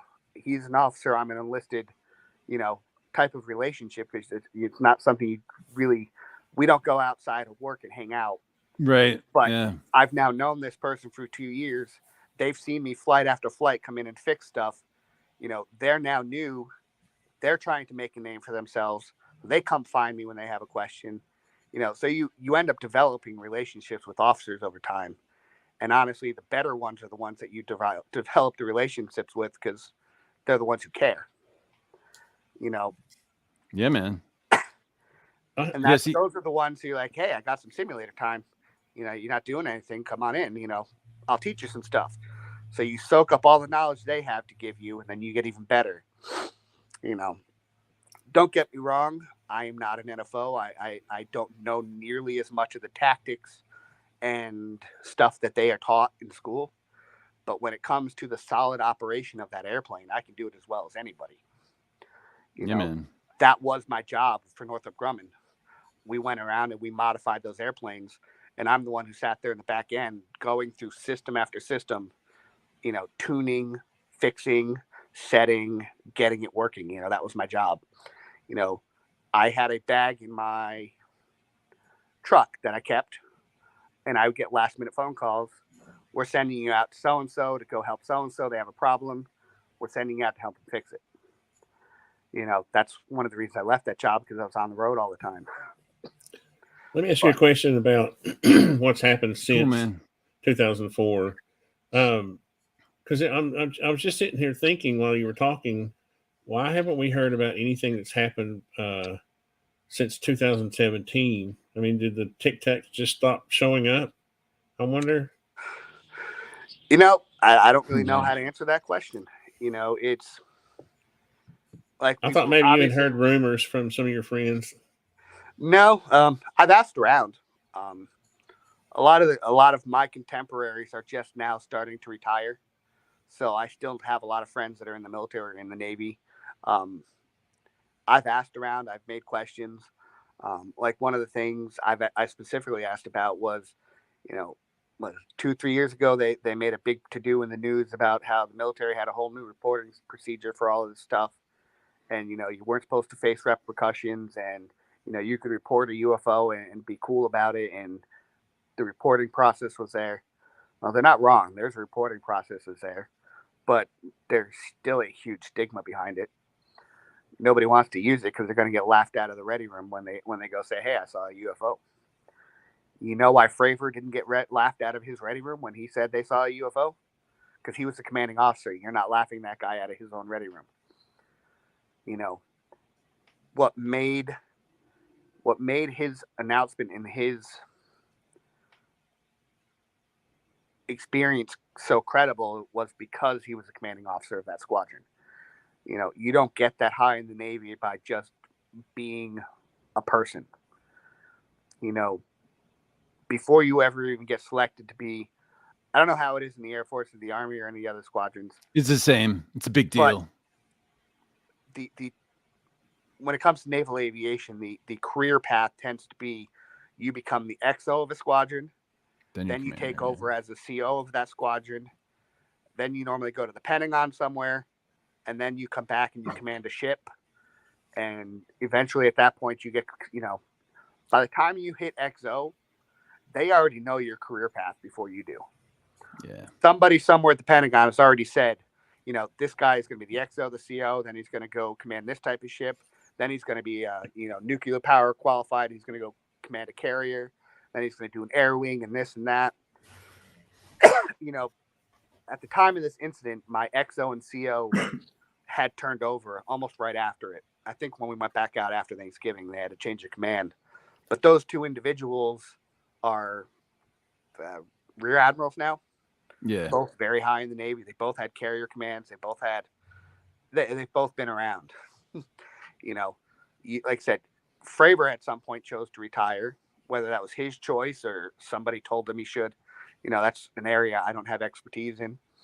But usually by the time you hit that level, they already know where you're going. You've already earned their trust. You've already earned. I guess you don't just get there. I guess you've earned it. That's I guess why what I'm trying to keep us kind of on the subject not of this supposed disclosure, right? I'm not trying to keep us on this subject. I'm trying to get the questions out there that I think people want to hear, and that is, we had these events, we had people come out, we had pilots come out. in 2017, we've had all this stuff, but we haven't heard anything since 2017. I'm asking all three of you, what was the purpose of making this public in the first place, do you think? Well, I think what PJ said before, the only reason that we have the 04 data is because Senior Chief said, stop what you're doing. It's a safety hold on, thing. Brad. No. He said he totally changed what everybody was doing. He kind of threw the safety flag and said, go Vector Fravor over there. Okay, so how many times have they thrown the safety flag, but it didn't end up on national news? My question is, why did that event end up being leaked? That's my question. And why did certain pilots come out and certain other pilots haven't? If this is so prevalent, if they're seeing Tic Tacs all the time, why don't we have 20, 30, 40 pilots coming out saying, PJ has the answer to that, because you want to keep your what? You So keep your clearance. Yep. You want to keep your job. You want to, So that's my question. You have whether certain there's an pilots approved, that don't. Whether there's an approved process to report something like a UFO or not, the stigma is still there. The amount of things that can affect your security clearance are ridiculous. If you're late paying a bill, they can pull your clearance. You get a speeding ticket, they can pull your clearance. And for those who don't think they know about all that stuff, they're deathly blind. No, I know, and that's why I'm asking the question. But I guess part of my question. Everyone that you've heard come forward no longer has a need for that security clearance. I no longer need a security clearance. My clearance lapsed 3 years ago, and I'm never getting it back. Fravor is not in the defense industry. He has no need for his security clearance anymore. Dietrich has no need for her security clearance anymore. If you look at all the people who have come forward, we have all but severed ties with our security clearances, and we don't need them. It's the people who don't have anything to lose. Those are the only people who can come forward. That's what I was saying, was that the only reason the data's there, the only reason that, Fravor went there was because that Senior Chief with Craig or whoever, he said, I'm calling a safety issue, send him over there right now. So then they got all the information. But for the most part, my suspicion is, and correct me if I'm wrong, PJ, is going to be, if we get a blip or we know it's a UFO or whatever, if it's not in our area, in our business, we're going to leave it alone, and you report it at your own risk. And Correct. if you, so, and then it's okay. Now you have these incidents where Senior Chief got the data, and there's a massive amount of data, and now somebody has nothing to lose and leaks it to the Washington Post or to the New York Times or whatever it is. And then it comes out and Fravor's name is mentioned, and then he's cast into the spotlight. He doesn't care. He's like, yeah, it was me. You know what I mean? So I think you're only going to have this perfect storm of the circumstances necessary to create an environment where it's going to be permissible to disclose. You're only going to have that in a handful of situations. And I think that's what we're seeing, like in 04 and 17. And so, I mean, the funny part is every single person involved in the Nimitz strike group in 2004, every single person out at sea, every pilot, every enlisted person, everybody, it's public knowledge if you know where to look. Every one of those pilots that were in the, 2014 news article that was broken, if you knew where to look, you could have figured out who all those people were. We knew who Dietrich was before it was ever made public. But because they hadn't come public, we respected their privacy. Just like the other witnesses I know, there's a lot of people behind the scenes that don't want to be known because they all have security clearances. They don't want to be public. But you can search for a cruise book for our 2005 deployment and find out who most of the people in the 2004 event were. Okay. It doesn't take a detective. You just need to know where to look. Had Fravor stayed and gone further in his career, probably wouldn't have said anything. You would have never heard from him. No, but that doesn't mean we wouldn't have heard anything released in 2017. The 2017 release was obviously planned and coordinated, right?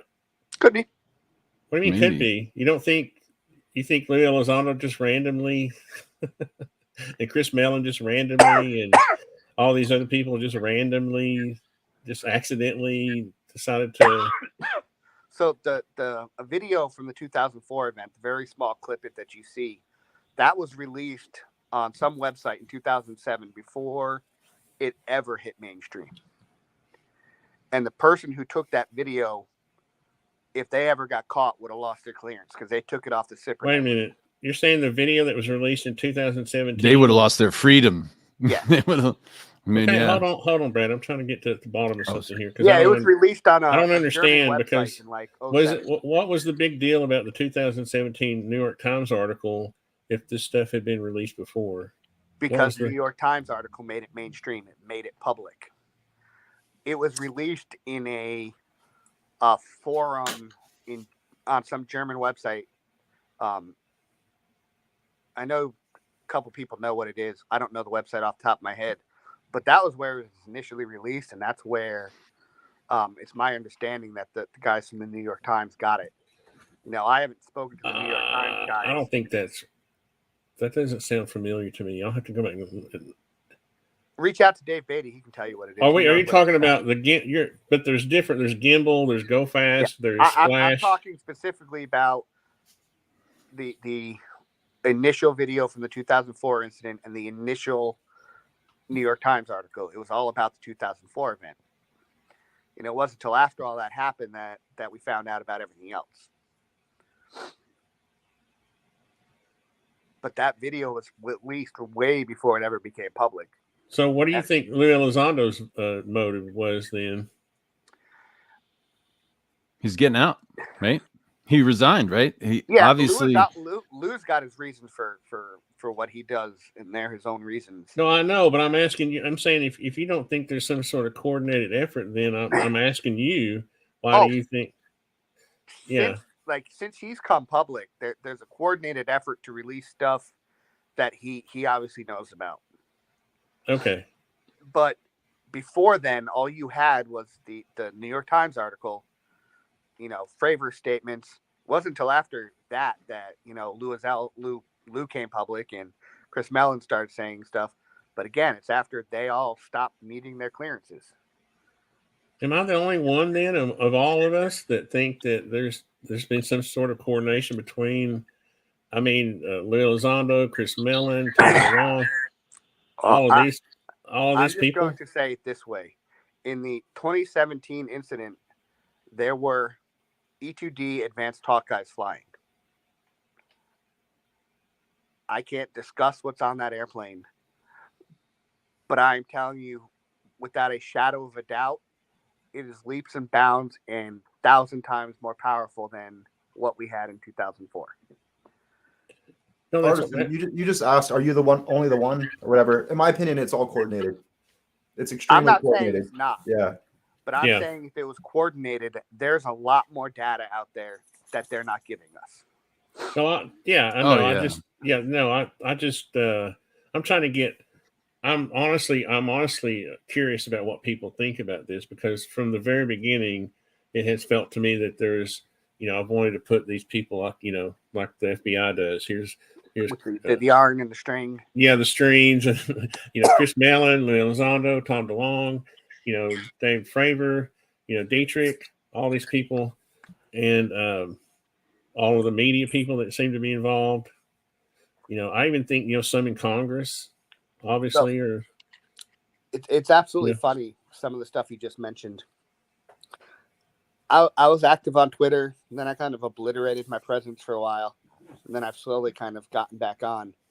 Before I obliterated my initial Twitter account, somebody had mentioned something about Tom DeLong, and I made what was supposed to be a pure joke. In 2003, when we were deployed to the Persian Gulf, the same Nimitz strike group, all the same squadrons, same everybody, Blink 182 came out to the ship and played a concert in Hangar Bay 2. Nice. I have video of it. It was a fantastic concert. I'm pretty sure I still have hearing loss from how close I was to the speakers. But somebody had mentioned something about Tom DeLonge and it being a conspiracy. And I just replied with a joke saying, yep, you're right. In 2003, Blink-182 came out, while they were having the concert, Tom DeLonge and the Admirals, they all went into a skiff. They had this big meeting and they planned out this whole event that was going to take place in 2004. I said it as a pure joke, and this person ran with it that I was 100% serious. Did Tom say anything? No, I don't know if it ever got to him. Artisan, to me, it's obvious that there's. He'd probably laugh about it. He seems like he's got a pretty good sense of humor. What did Alexei? I was saying for me, it's obvious that there's a coordinated effort. Just based on the scientists that are coming in, who's being presented information, who's not being presented information, which leaders of certain communities are being brought in and briefed. Just different, all kinds of, like Eric Weinstein. He's a UFO guy now. Like, how did that work out? I mean, Gary Nolan. What's up with Gary Nolan? What's that? There's still two sides to the fence. The coordinated effort that I do agree with you is out there. It does seem to be out there. It's all on the outside. There's nothing from the inside. There's nothing from the military participating. That makes sense, though. I totally agree with what you're saying. Yeah, I agree with that too. Chris Mellon used to be, at the DOD. He was senior, way up there. But if he was still in his position, you would have never heard from him. No. So do you think that part of the coordinated effort is also to get some ultimately green technologies released to the public to actually like prevent, to help to actually become useful tools? Like GPS was once classified for a long time. Now we all use it to get from A to B. Maybe there's other technologies that exist that are highly classified that could be helping everyone. That goes back to the statement I made earlier. There's stuff I know about that other people don't know about. So I know there's stuff I don't know about. Just some of the stuff I know about, I've made no secret of it. I can't elaborate on it, but I've had accidental disclosure, and I've had to sign NDA saying, hey, everything you just accidentally saw, you never saw, it doesn't exist. Don't. Well, like even to the power sources of the ship, like what kind of power source powers the Nimitz? Nuclear reactors. Yeah. Nothing special about that. But there are things. Fusion. There are things that could be released that, yes, I just what I know about would help in the aviation industry 1,000 times over. But by releasing it right now in the state it's in, our adversaries would now know what we're capable of. I mean, here's the thing. I think the technology is really not that. It's not that complicated. It's not that hard. I think, you can build it in your kitchen. I did. And when PJ's talking about, these two guys in flight suits with jacked up insignias, obviously not from the same, those guys aren't military pilots. Cause you're not going to see two people with random insignia everywhere and stuff. So yeah, they're either contractors or they're CIA, and there's a coordinated effort. They're there the next day to pick up that stuff. So, and I think the thing is that there's so much profit potential, right? So you have the military industrial complex is all the way in this. That's where all the stuff is kept. That's why when you do a FOIA request, you're not going to see anything because it's in the hands of people who aren't subject to FOIA. And so I think it's very clear that there is a concerted effort, and not without good reason, but to keep things secret so that our enemies of our country don't get it, and to profit from it and kind of centralize that economic value that arises from this technology. And then but then everybody who has seen it, who has spent a few days at least on the inside, is organizing to bring it out because they thought it was cool. There's a lot of value there. And they don't think that the people who are in the catbird seat right now should be the ones to only benefit from it. I think it makes perfect sense. I think it, and in your frustration, Tony, I think is totally reasonable. I think everybody else is feeling it too.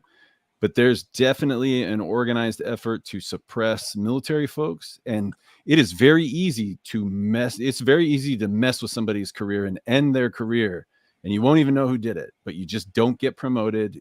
You just don't get the assignment that you need or that you wanted.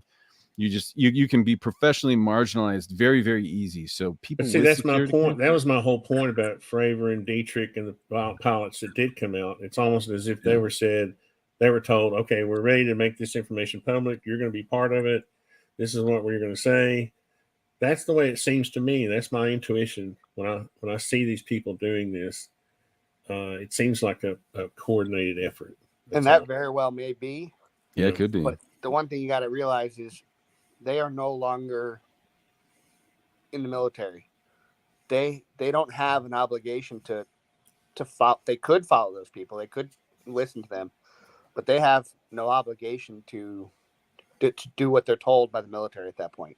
It's probably good money, I would say. Yeah, well, and I'll tell you too, if they're think of the military industrial complex as a very good reason to put them on their payroll and to, influence what they say and how they say it. I think it's likely that some of these kind of overnight celebrities, these B-listers that were involved, I think it's very likely that I think you got to be careful with, take with a grain of salt the things that they say, because they may very well be part of that. You could be very easily, I don't want to say captured, but, hey, I don't want you to talk about this. Here's some money. Yeah, you don't need to talk about that. Talk about something else. You know what I mean? Like, I think knowing there's so much money on the inside, like PJ was saying, there's so much money on the inside. I think we're not gonna. Definitely, right. Who wants to continue their career in the military and never be promoted and then get the worst jobs imaginable? Like, right? That's kind of like something you were saying too. Like, nobody wants that. Nobody's gonna do it. Yeah. Well, if you're near retirement anyway, like Fravor was, I mean, it's easy money after that to become a contractor for the CIA.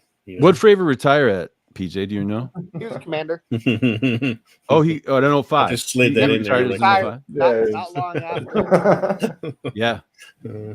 I will bet you that ended his career. If he retired as an 05, that means he was a squadron commander. So he was a golden boy. That means he was probably promoted below the zone.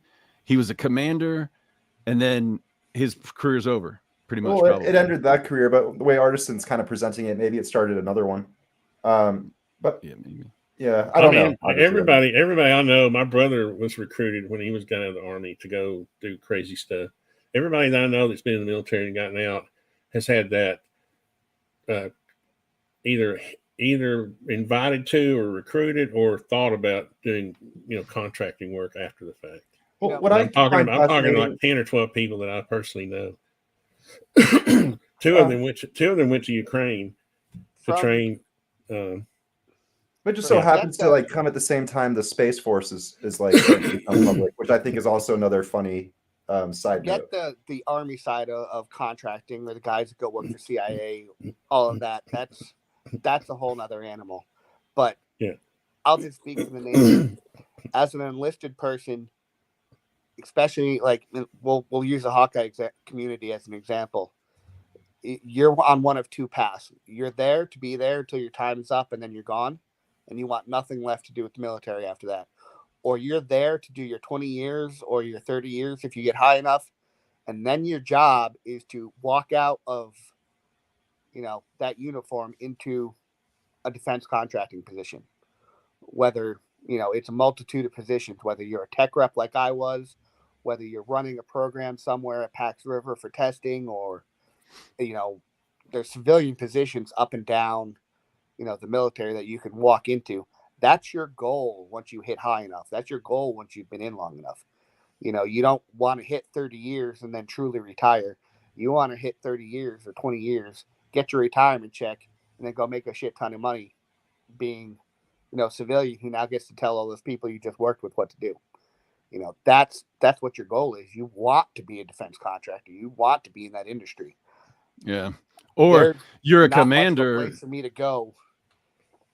You're a commander signing contracts from Northrop Grumman, signing contracts from Raytheon. Yeah. And then you're a general. And then after you authorize all those multi-million-dollar, billion-dollar contracts, then you want to go be an executive at Raytheon or an Exactly. executive. Yeah, that's what happens. I mean, and we're seeing that too now with everybody at the FDA going into big pharma. And now there's like a bunch of issues with, oh, maybe they weren't doing the right thing the whole time. You know what I mean? Like, yeah, definitely, man. I'm with you. We see it. But weren't you surprised, PJ? You must have been just surprised, just amazed when Fravor is getting out, right? I mean, you'd have never expected, like, golden boy like that to then all of a sudden get out right after command. No, because most often they have X amount of, when you're like the squadron CO, you're a commander, you still have X amount of time as a commander after that before you can get promoted to captain. So that's when you end up being, a staff tour at the DOD or somewhere else. Pentagon, yeah. Then you make captain, and captain is a natural stopping point for a lot of people. They make captain and they retire. So Fravor, a standard path for him to be would have been to make captain and then retire if he didn't want to go any further. Usually they make that captain point and that's where they retire because they're getting a lot more money that way. Yeah, you get 06 retirement. You want 05 retirement. Yeah, and you already had a successful command, so 06 is almost guaranteed. Pretty much. You guys are talking about everyday stuff, okay? We're not talking about, this event is not like everyday stuff. We're talking about an event that was coordinated and planned, and so these guys had to be recruited to do what they did. That's what I'm saying, and I know I may be wrong, but I'm just saying. I don't disagree with you. I just all I can speak what for y'all are talking about is standard operating procedure for, how many years you put in, what you do, and when you retire, and what you do after you retire, right? But that's not. This is a bigger picture. I mean, there's a bigger picture behind this thing. Could be. It could be. What he's saying is, though, or what we're saying is that when Fravor, who's this all-star squadron commander, you're a squadron commander, you're guaranteed to make 06 as long as you don't kill somebody or get caught with like somebody else's wife. Then you're gonna make captain. You're gonna be a skipper. Right. And what he's saying is, make though $100,000 a year. What do they make? Probably 50 now. Maybe you can look it up. Huh? How much? Yeah, you can. Maybe probably 100. I don't know, 150,000. Okay, maybe. So what? But the thing is that right after to be the right after this incident, though, he left. Right after this incident, he didn't go get promoted to captain and then retires in 06. Right after this, I'm saying it was probably more money to go do what he's doing now than to. Well, I don't know. I think he was forced out. I bet you this whole incident ended his career. No, that's what it seems. I don't think Lou was forced out either. I think it's just. I'm sorry. Maybe not. Too much coordination. What do you think, PJ? What do you think happened? What did you see? I'm Fravor. Something happened for him to get out because he was still on that golden boy path. Because if you noticed, our 2005 deployment was the subject of the Carrier documentary on PBS. And if you noticed, Fravor was a big old part of that. Yeah, he had his ticket punched. Be the public face of a major thing Navy like that. Yeah, just because, he was already selected for that. He was already picked for that. Timing was put into that. So something happened after all that he decided, okay, I'm done. I'll agree with you that he could be getting paid by somebody, but on that front, all I can speak for myself and tell you I'm not getting paid by anybody. I sure as hell wish I was.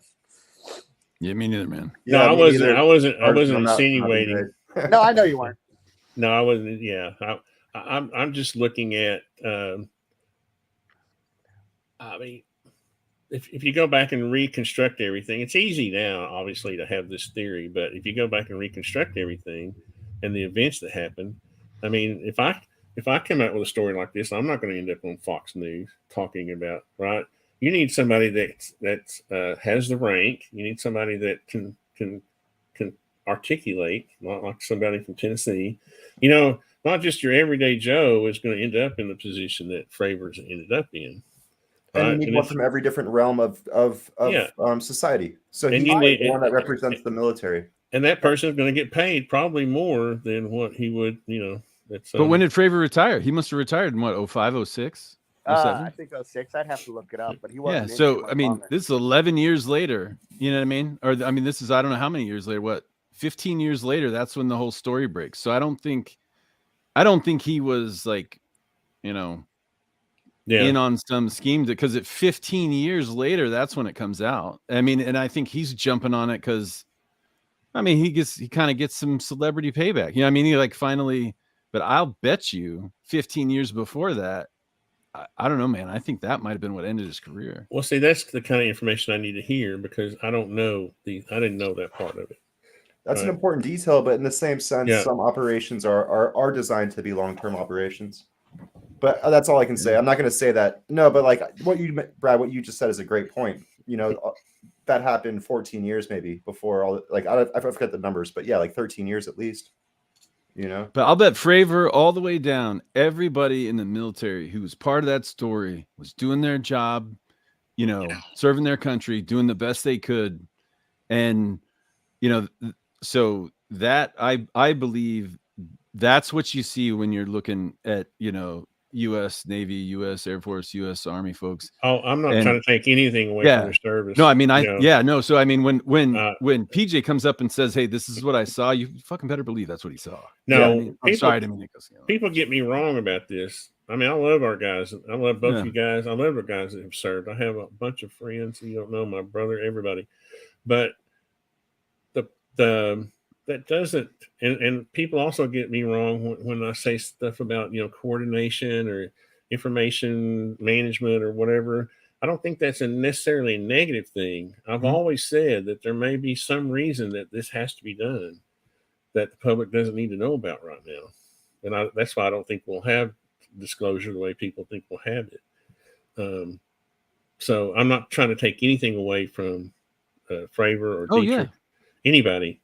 You know, no, nobody questions your motives. No. But I just wanted to state that because I'm not saying there's nefarious, because there's a lot of people who think that would be like nefarious or whatever. They're taking, you know, my thing is that it might have been a better opportunity for these guys. That's all I'm saying. I hope they get paid. A lot of these people, PJ, I hope you hit the interview circuit and get. You got a great story, man. I hope somebody picks up somebody writes a book for you. You should talk to somebody about, you know. I'll be truthful. I've been paid 4 times since I've come out. I got paid to go to UFO MegaCon in Laughlin, Nevada a couple years ago, and I got paid for 3 TV shows, one of which I never even made it into. But the only money I truly made off of those was to cover my lost time at work. If it breaks down to it, I'm negative on money when it comes to this subject. I'm not going to charge somebody like you to speak, to come on your podcast. If I can fit it in my schedule, I'm going to come talk. You know, if you want me to travel to, you know, Timbuktu to come talk to you, yeah, you're paying for me to come do that. I'm not doing it on my own dime, but I'm not going to charge you just to come talk. I'm not going to charge you to sit in my living room for 2 hours and have a conversation with you. That's stupid. Well, I appreciate it because none of us are getting paid either. So. No, exactly. You're not doing this to get paid. Yeah. You know, nobody really is. And I've done numerous podcasts, a bunch of them, and I've never gotten paid for them. I've never even broached the subject, being like, "Hey, can I get a few bucks for my time?" I've never even brought it up because it's not what I'm here for. I'm here to say what I can say to find out what these objects are. And it could be 30 years from now that I finally find out what these objects are, and it could be never. I don't know. Well, I think you'd have every right. If you want to get paid, you'd have every right to do it. I would seriously, like, you know, I mean, like, I respect you and all that kind of stuff. But I mean, you know, everybody's got to eat, you know what I mean? And you've got value, you've got experience, you've got stories. And I hope you get paid for it. So, you know what I mean? Like, I do. I really do. I don't see anything wrong with it. I mean, you know, I wish I had money to pay people to come, but I'd want it to be like a surprise. I don't want them to come for the money. I want them to come because they want to, you know. Yep. I'm here because I want to be. Don't worry about that. No, I appreciate it because I saw when I first saw you, you looked credible to me.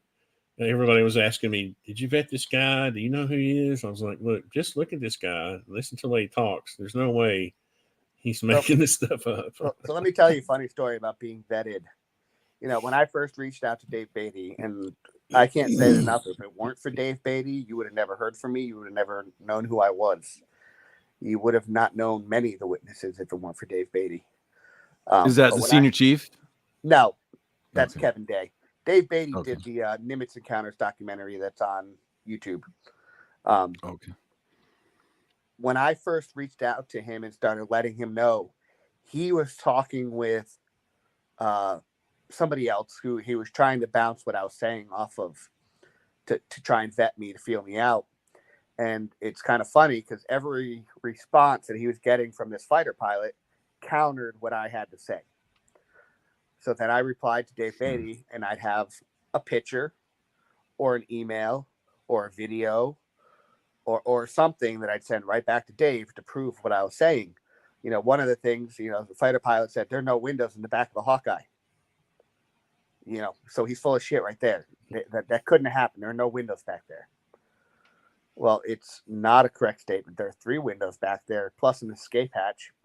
So within minutes of Dave trying to verify that with me, I sent him a video of the Hawkeye in the air staring out those same windows that didn't exist. And to me, that tells me right away that pilot is getting paid by somebody to do what. No, it's what that's telling me is that somebody's paying that pilot to do what they're paying Mick West to do. Either that or they're That's- super arrogant. One of the two, right? I'm going to go with super arrogant. They're fighter pilots. They're all arrogant. Yeah, maybe. I've shared No, I know that for a fact. Both of my friends are super arrogant. I've verified every ounce of my military service I can. I've shared my DD-214 on Twitter.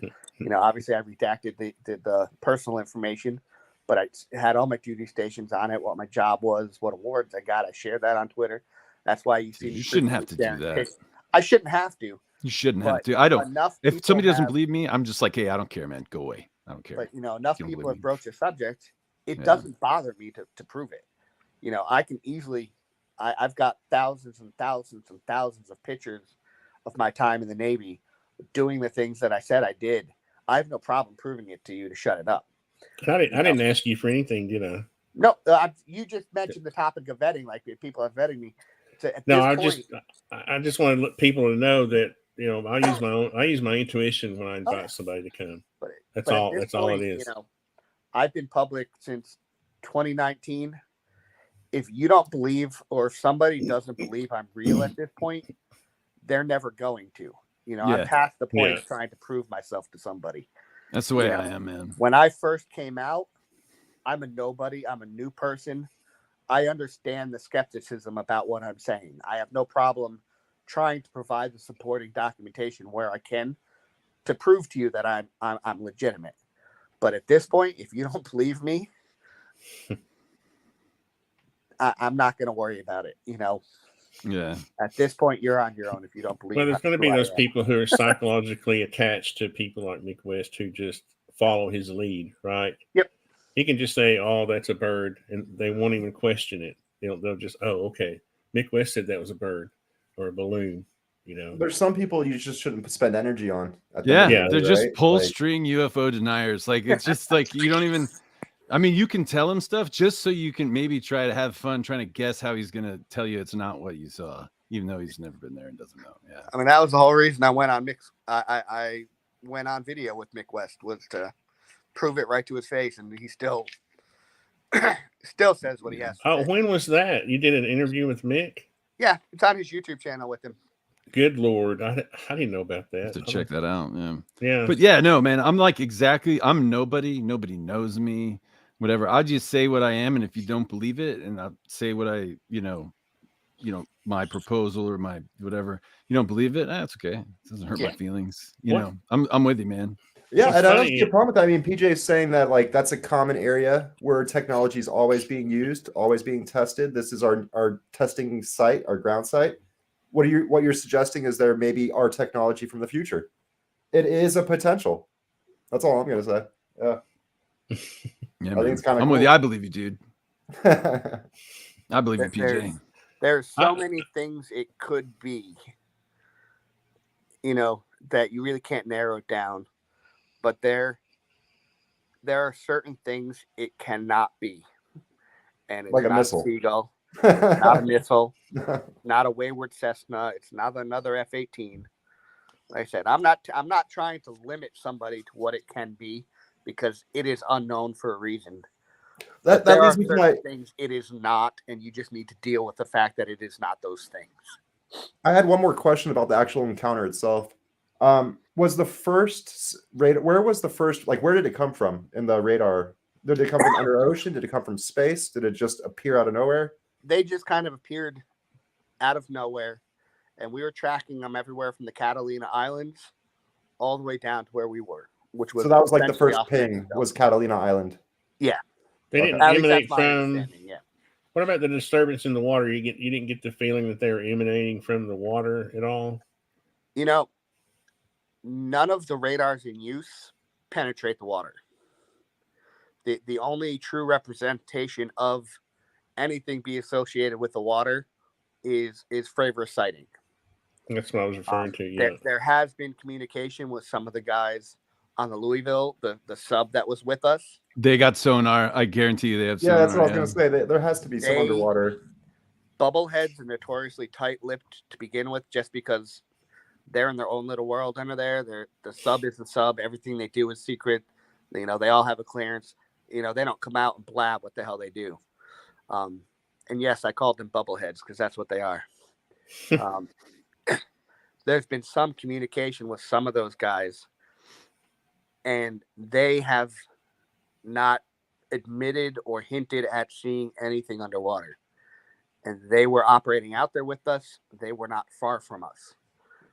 That is interesting. So you think 'Cause it's that unlikely, is not something, right? has that been disclosed publicly that there was a submarine? There were any subs in the area? I mean, honestly, it's public knowledge that let me Okay. rephrase that. It should be public knowledge that the sub was there with us. It's a part of our strike group. You know, Oh, so when they say Nimitz strike group, then that implies submarine too. So yes. that's not If you go on Wikipedia and you look up Carrier Strike Group 11, 2004, it'll pop up and tell you every asset that was with us, every squadron, every ship, every boat, and the sub.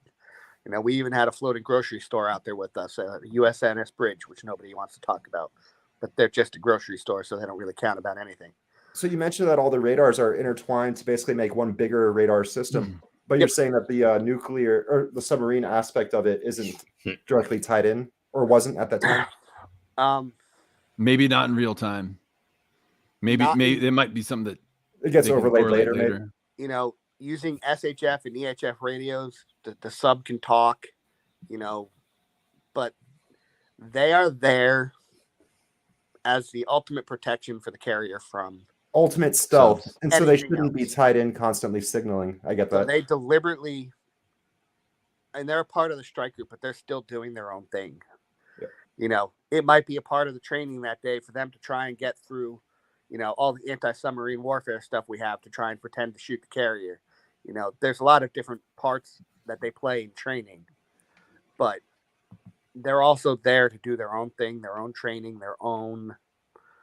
they're there. That's what I'm saying. I answered my own question. It's like not tied in because it would be constantly giving away their position. Correct. And what makes a submarine great is their on its stealth. own. It is the fact that you don't know where they are, what they can do, or any of that. You're never going to get me to go on one. I'm friends with bubbleheads. I have friends in the submarine service. At least if my airplane crashes, I have a chance of surviving. If the submarine sinks, I'm dead. I don't care what you tell me. So I was out in San Francisco one time. This was back in the 90s, and they had a sub. Was it a World War II sub out there in the bay? Well, you could take a tour on. Yep. And you go in, and there's a line, right? There's like people like right in front of you and behind you, and they have all the equipment or the dials and stuff kind of caged off. Super, super claustrophobic. Yeah. And the line stops, and I'm like, go. Yeah. I almost pushed people out the other end. So you also got to realize, compared to a World War II submarine, our modern submarines are 10 times the size of that. I know. It's just like right here's the Those walls. Boomers, those big boomer Los Angeles class. When I left Northrop Grumman, I lived in Virginia, and I moved back up here to Connecticut. And one of the first jobs I'd interviewed with, just based off my electronics background and my security clearance, was an electric boat in New London. And once they explained to me that part of my job requirement, if I had gotten hired on that job, was to be on the submarine when it was underwater, I politely said, I appreciate it. I can't accept this job. No, thank you. Because I will. You want to put me in a sub on land? I'll fix stuff. I'll tinker with stuff. I'll repair stuff.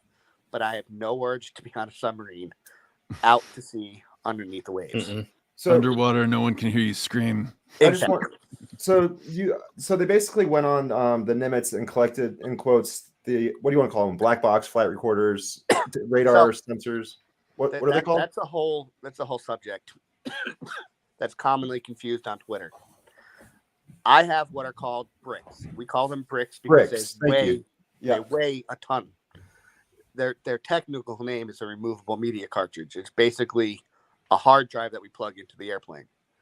The fighters have tapes. Okay.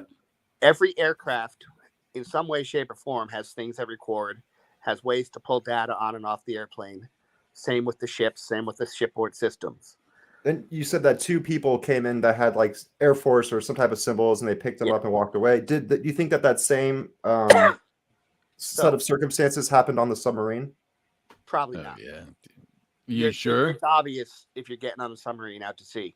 That's what I was about to ask. Like, you would have seen the submarine come up. You would have. Yeah. The only time you see it, the only time you ever see that submarine is if they're coming up to do like a missile shoot or something. And then just because of the rarity of it, they're like, hey, everybody come up on deck. You can see a submarine shoot a missile. You know, that's as far as they get. But back to those 2 guys in Air Force flight suits. To transport classified material, you have to have special training and a courier card, basically saying you are qualified to transport this material from point A to point B. You know all the procedures. You know everything that you need to know to be able to do that. You know, each squadron has their own couriers. The ship has a couple couriers. You know, they're not pulling any of us to transport classified material off the ship because we all have other jobs to do. So somebody had to be qualified to carry that classified material off the ship to wherever it was going. Like I said, they were in Air Force flight suits. I'm pretty sure they were Air Force guys, probably just being used as couriers. They probably had no idea what they were carrying. They just knew to take this from point A to point B. And point B was somewhere that eventually led to where Lou Elizondo got a hold of it and was able to look at it with ATIP. Exactly. Ultimately, ended up at the Pentagon. That's the knowledge I have about it. But where my work center is on the Nimitz, and where some of the stuff on Nimitz is that they can pull that same kind of information is a passageway away. So they could have easily left me, pulled stuff from them, but I don't know for a fact that they did. We were also told by another witness that they went to Princeton and took stuff, but it was guys in civilian clothes. Again, I have no reason to doubt it. And I also know Gary Voorhees, who's the one of the primary techs on Princeton, was told to erase a whole bunch of information. So there is a whole lot Gary of Voorhees from UAPX? Yes. He's one of the right. I didn't know that. We have a question from Captain Compton, who I just interviewed on the last PiFi show. How's it going, Captain? With a skeptical eye, what do you think is the strongest single piece of evidence to explain the UAPs? We kind of went through this earlier, but just if you don't mind answering for him. So, just related to this event is all I can really speak on. And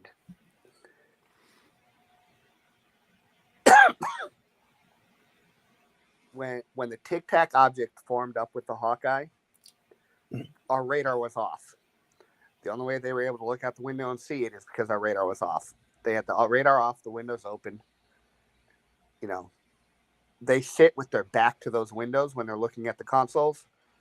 But if the 2 guys up front say, hey, turn your seat, look out the window, they're going to pop a handle, turn the seat, and look out the window. That's when they saw that object.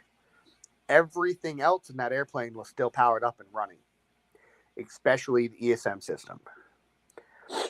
The ESM system, and this is directly from 2 people on the crew, picked up information about that Tic Tac object. It's some type of frequency that I really can't elaborate on. It could have been multiple frequencies. It could have been certain things. But it picked up hard data off those objects. And to me, wherever those bricks went, that has got to be the information they were analyzing.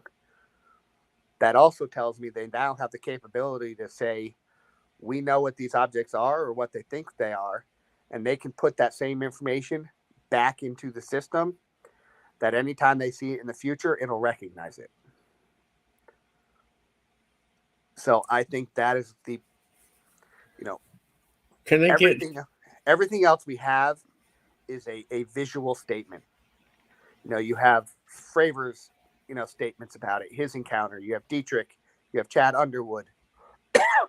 You have people on the Princeton who saw the video. You have people on the Princeton who saw the objects with their own eyes. None of those other things have produced known hard data.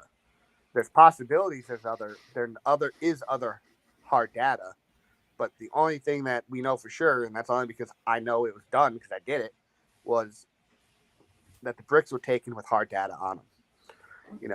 I knew obviously from day one that my bricks were taken, and I knew what could be on them. And for a lot of time, I just speculated what was on those bricks based on my knowledge of the airplane. These are all the different things they could have gotten on this, and that's what I thought they had of value. Earlier, when you said the radar was turned off, does that mean you can't get like a visual cross section, since you only had the other sensor data? Kind of. So when you said you fed that into the database or whatever, I guess the next time it's maybe more information can be picked up through radar. So some kind of electronic signal was picked up by ESM. And what I'm saying is that data went somewhere and could be reprogrammed into the ESM database, and any other system like ESM, which there's a lot of, it could have been put back into the database in all those systems. It's like a fingerprint, right? Yeah, like a fingerprint. No, I know it's like a digital fingerprint, but it's not a visual. Like you can't produce a shape based on that electronic footprint. Because the radar was turned off, is what you're saying. That's what I was going to joke with Brad. I wonder if it's the negative 264 gigahertz, gigaelectron volts. Yeah, well, I mean, there would have been a harmonic electromagnetic field pulsing, and probably some microwave emissions that steered it. That's what I would guess. I mean, you'd be amazed at what the ESM. Do you have thermal on that? Do they have thermal data on it? Well, we're not that fancy. Man, that would be awesome. That doesn't seem fancy. Thermal. What about spectroscopy? Like, can they actually see the bandwidths coming off? I can't answer that. Okay. Yeah, I bet they do. It's daylight. Fucking find out. That's what I was. That's what I was getting at. Is it daylight? At nighttime, is it? Now, can I ask you something too? And this is going to sound bananas, but any chance you ever heard of or saw UFOs emerging from other UFOs? Me personally, no, I've not heard or seen. But have you heard anybody who did? No. No. Okay. Here goes your mothership theory. No. I mean, that's not. He just doesn't have it or can't confirm it. People just have to keep in mind that I haven't gone and looked into every UFO event. I've barely even looked into the 2017 event, other than asking a few questions to a couple guys I know who are out there. The only thing I've been concerned and paid attention to is anything related to the 2004 event. So there's all kinds of other stuff that has happened that, for lack of a better term, I'm oblivious to. It doesn't mean it hasn't happened. It doesn't mean there's not other stuff out there. It's just I haven't paid attention to it, so I can't really speak on a lot of other stuff intelligently. And I get 2 or 3 DMs a day from random people asking, "Well, what do you think about this event? What is your?" It's not that I don't want to know or I don't care. It's just that's not what I'm interested in. I'm You weren't solely there. focused on I'm solely focused on what I participated in. I found it interesting that I had never heard about the submarine being a part of it, but then that makes me kind of think a little bit more. I know there's probably satellites that also, you can go back and see what they saw, kind of stuff. Was there anything else? Because we have a Nimitz, we have the Hawkeye, we have fighter jets, we have a submarine. What was the sub? What was the name of the sub at the time? Was there Do you something remember? else? USS Louisville. Nice. All right. You got that, Grant? That's got to be your next. Our entire strike yeah. group was there. 2 of the ships for the strike group were based in Hawaii. Princeton is our protector. Anytime I'm on the flight. Is that a deck, destroyer? Is that a destroyer? It's an Aegis missile cruiser, but yeah, it's a cruiser. We had 2 destroyers that were elsewhere playing around us. I can almost always see Princeton from the flight deck of Nimitz. I don't always see the other ships. I can almost always see Princeton. That's how close they stay to us because they're our protector. I mean, so it's a electronic base. warfare. Yeah. You've got at least 6 different vessels capturing the data. Yeah. Plus, you've got, aside from Fravors Fighter Squadron, you've got 3 other F-18 squadrons on that deck. You've got an EA-6B Prowler squadron on that deck. You've got the helicopters. The Nimitz. Is the Prowler, is that a sub hunter? No, electronic warfare. Okay. At that point, our last deployment with true sub hunters was 2003 when we had the S3s. They're the true sub hunters. In 2004, all we had sub hunting wise was our helicopters, and they do that pretty well. They just drop sonar buoys or something like that. Yep. Yeah. But like I said, and then you have the helicopter squadron. Princeton had its own helicopter squadron. There's a lot out to see at that time. And there's a lot that we haven't heard information from. Just kind of randomly saying, I found it really interesting how, I think, who was it? They said they saw the cross pattern because that's kind of like a signature of some type of acoustic levitation or some type of levitation technology. When you have a cross pattern appearing, it shows an overlapping of waves. Yeah. You know what that's from?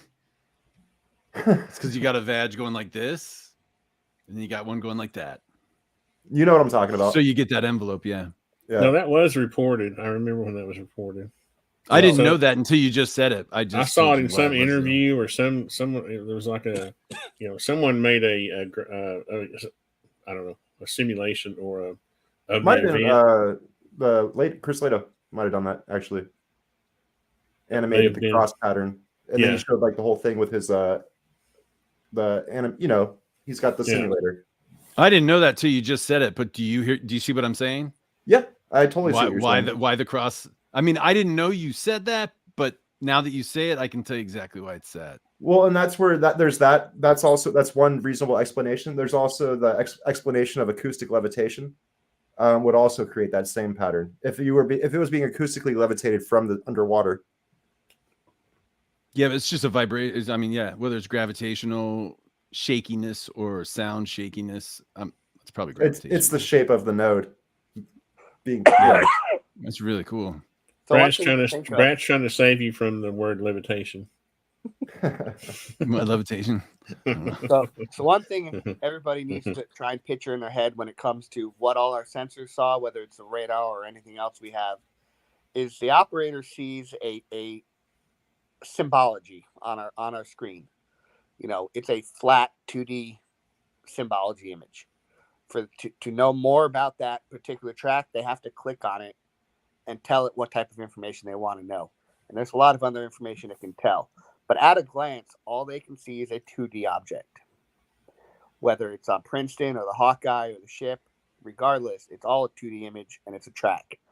To get more information off that track, you then have to click on it and get that more information. Now, the systems are smart enough that one track might be representative of your radar, ESM, IFF, and something else. It may have taken 4 systems to give you that one track, and it then gives you all that information for that one track. And not too long ago, I shared somebody's research paper on Navy symbology and what it all looks like. But that's all they see. The only video footage that they can ever get is from like the FLIR pod. Those take video. And that's the video you saw. And I haven't. Have you guys seen FLIR video on the Tic Tac? I haven't seen it. Yeah, the little footage you see of the Tic Tac incident, that's where it locks on, right? He's like, I got it. I locked on or something, right? Yeah, Is that one? I've never seen it. That's the one he says woohoo or something like that. Yep. And that's the follow-on flight with Chad Underwood. They went, basically, Fravor had gotten back. The next set of crews were headed up to the flight deck to go launch. Fravor said what he said, and they went to go find it, and that's how they got that video. But like when I say the Hawkeye recorded stuff, the first thing everyone wanted to know is what does it look like? Was it a video? I'm like, it's not recording video. It's recording, data and symbology and stuff like that. But you've got visual sightings from 5 people in the Hawkeye. You've got Fravor, his wingman, Dietrich, the second people in each of their aircraft. You've got a Marine Corps pilot who basically, other than saying he was around, won't say anything. You've got dozens of people on Princeton themselves who went and saw these objects. They went out onto the wing of the ship, looked in the big binoculars, and saw these objects. There's a ton of visual sightings that go along with all the other data we have. How many? What they see? How many craft were observed? Usually one at a time. But if you put, were they all Tic Tac shaped, or were they some other shaped? Every description is very close to the same description. Obviously, they all vary a little slightly from different vantage points. But they're all the white Tic Tac shaped object with little L-shaped feet on the bottom. Sorry, what was on the bottom? Like a L-shaped V? Little L-shaped feet. Fravor had once described them as pitot tubes, which are little L-shaped. It almost looks like a little signal emitter or something on the bottom. Could have been feet, could have been landing legs, could have been a lot of stuff. But there's only one in the middle of each end, right? Yeah. There's not like 2 where you'd think of the landing gear would be. Yeah. It's not, because it's really hard to get a signal out of that field. They look like those little microwave emitters you were talking about, Brad.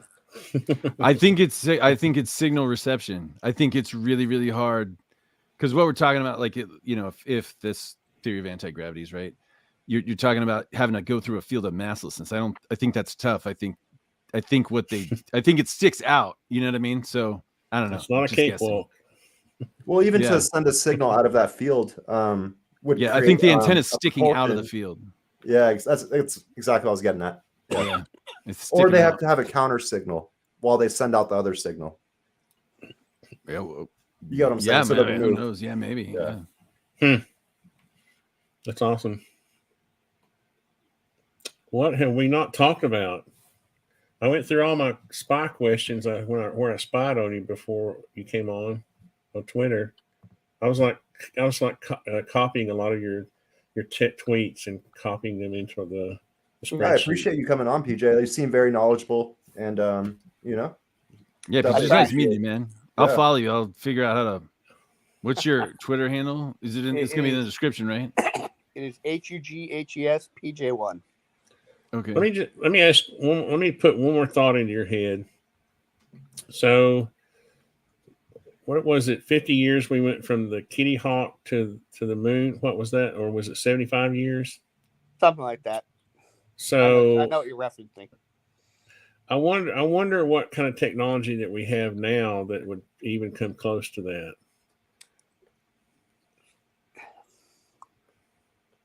I mean, I don't necessarily know about technology that necessarily comes close to the Tic Tac or the generation leap, but a good friend of mine left the Navy and worked on Fire Scout, which is a helicopter UAV, pretty fancy one. Then he moved on to another UAV program with Northrop Grumman. It looks like a little mini stealth bomber that they've kept taking out to the carrier as a technology demonstrator. There's a lot of capability with that aircraft that you're never going to know. For as much as they've shared and shown, that thing can do a whole lot of things it's never going to tell you about. You don't know how it's powered?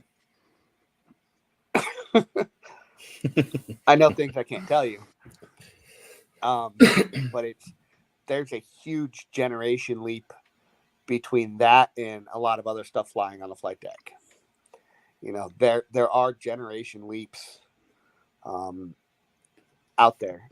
But you don't see anything like approaching. That's kind of what I was getting at. Knowing what you know, you don't see anything approaching the Tic Tac behavior. No, nothing I know of yet. Yeah. You're thinking that's maybe 25 years in the Yeah. future, 25, 50 years in the future. Probably. Yeah. Just based on what I know. Again, there's all kinds of stuff out there that there's universities testing stuff. There's DARPA that tests stuff. You know. Humans in the future are testing stuff, right, Brad? Yeah. I'm just kidding. Yeah. What I think is funny is that there hasn't been like a craft released that's solely powered by electrogravitics, because that just seems so obvious to me. Electrogravitic craft. And they haven't been like, oh, this craft solely flies off electrogravitics. Wait, maybe those bullet trains, right? Those bullet trains are. It's right? the closest thing to it, maybe. Yeah.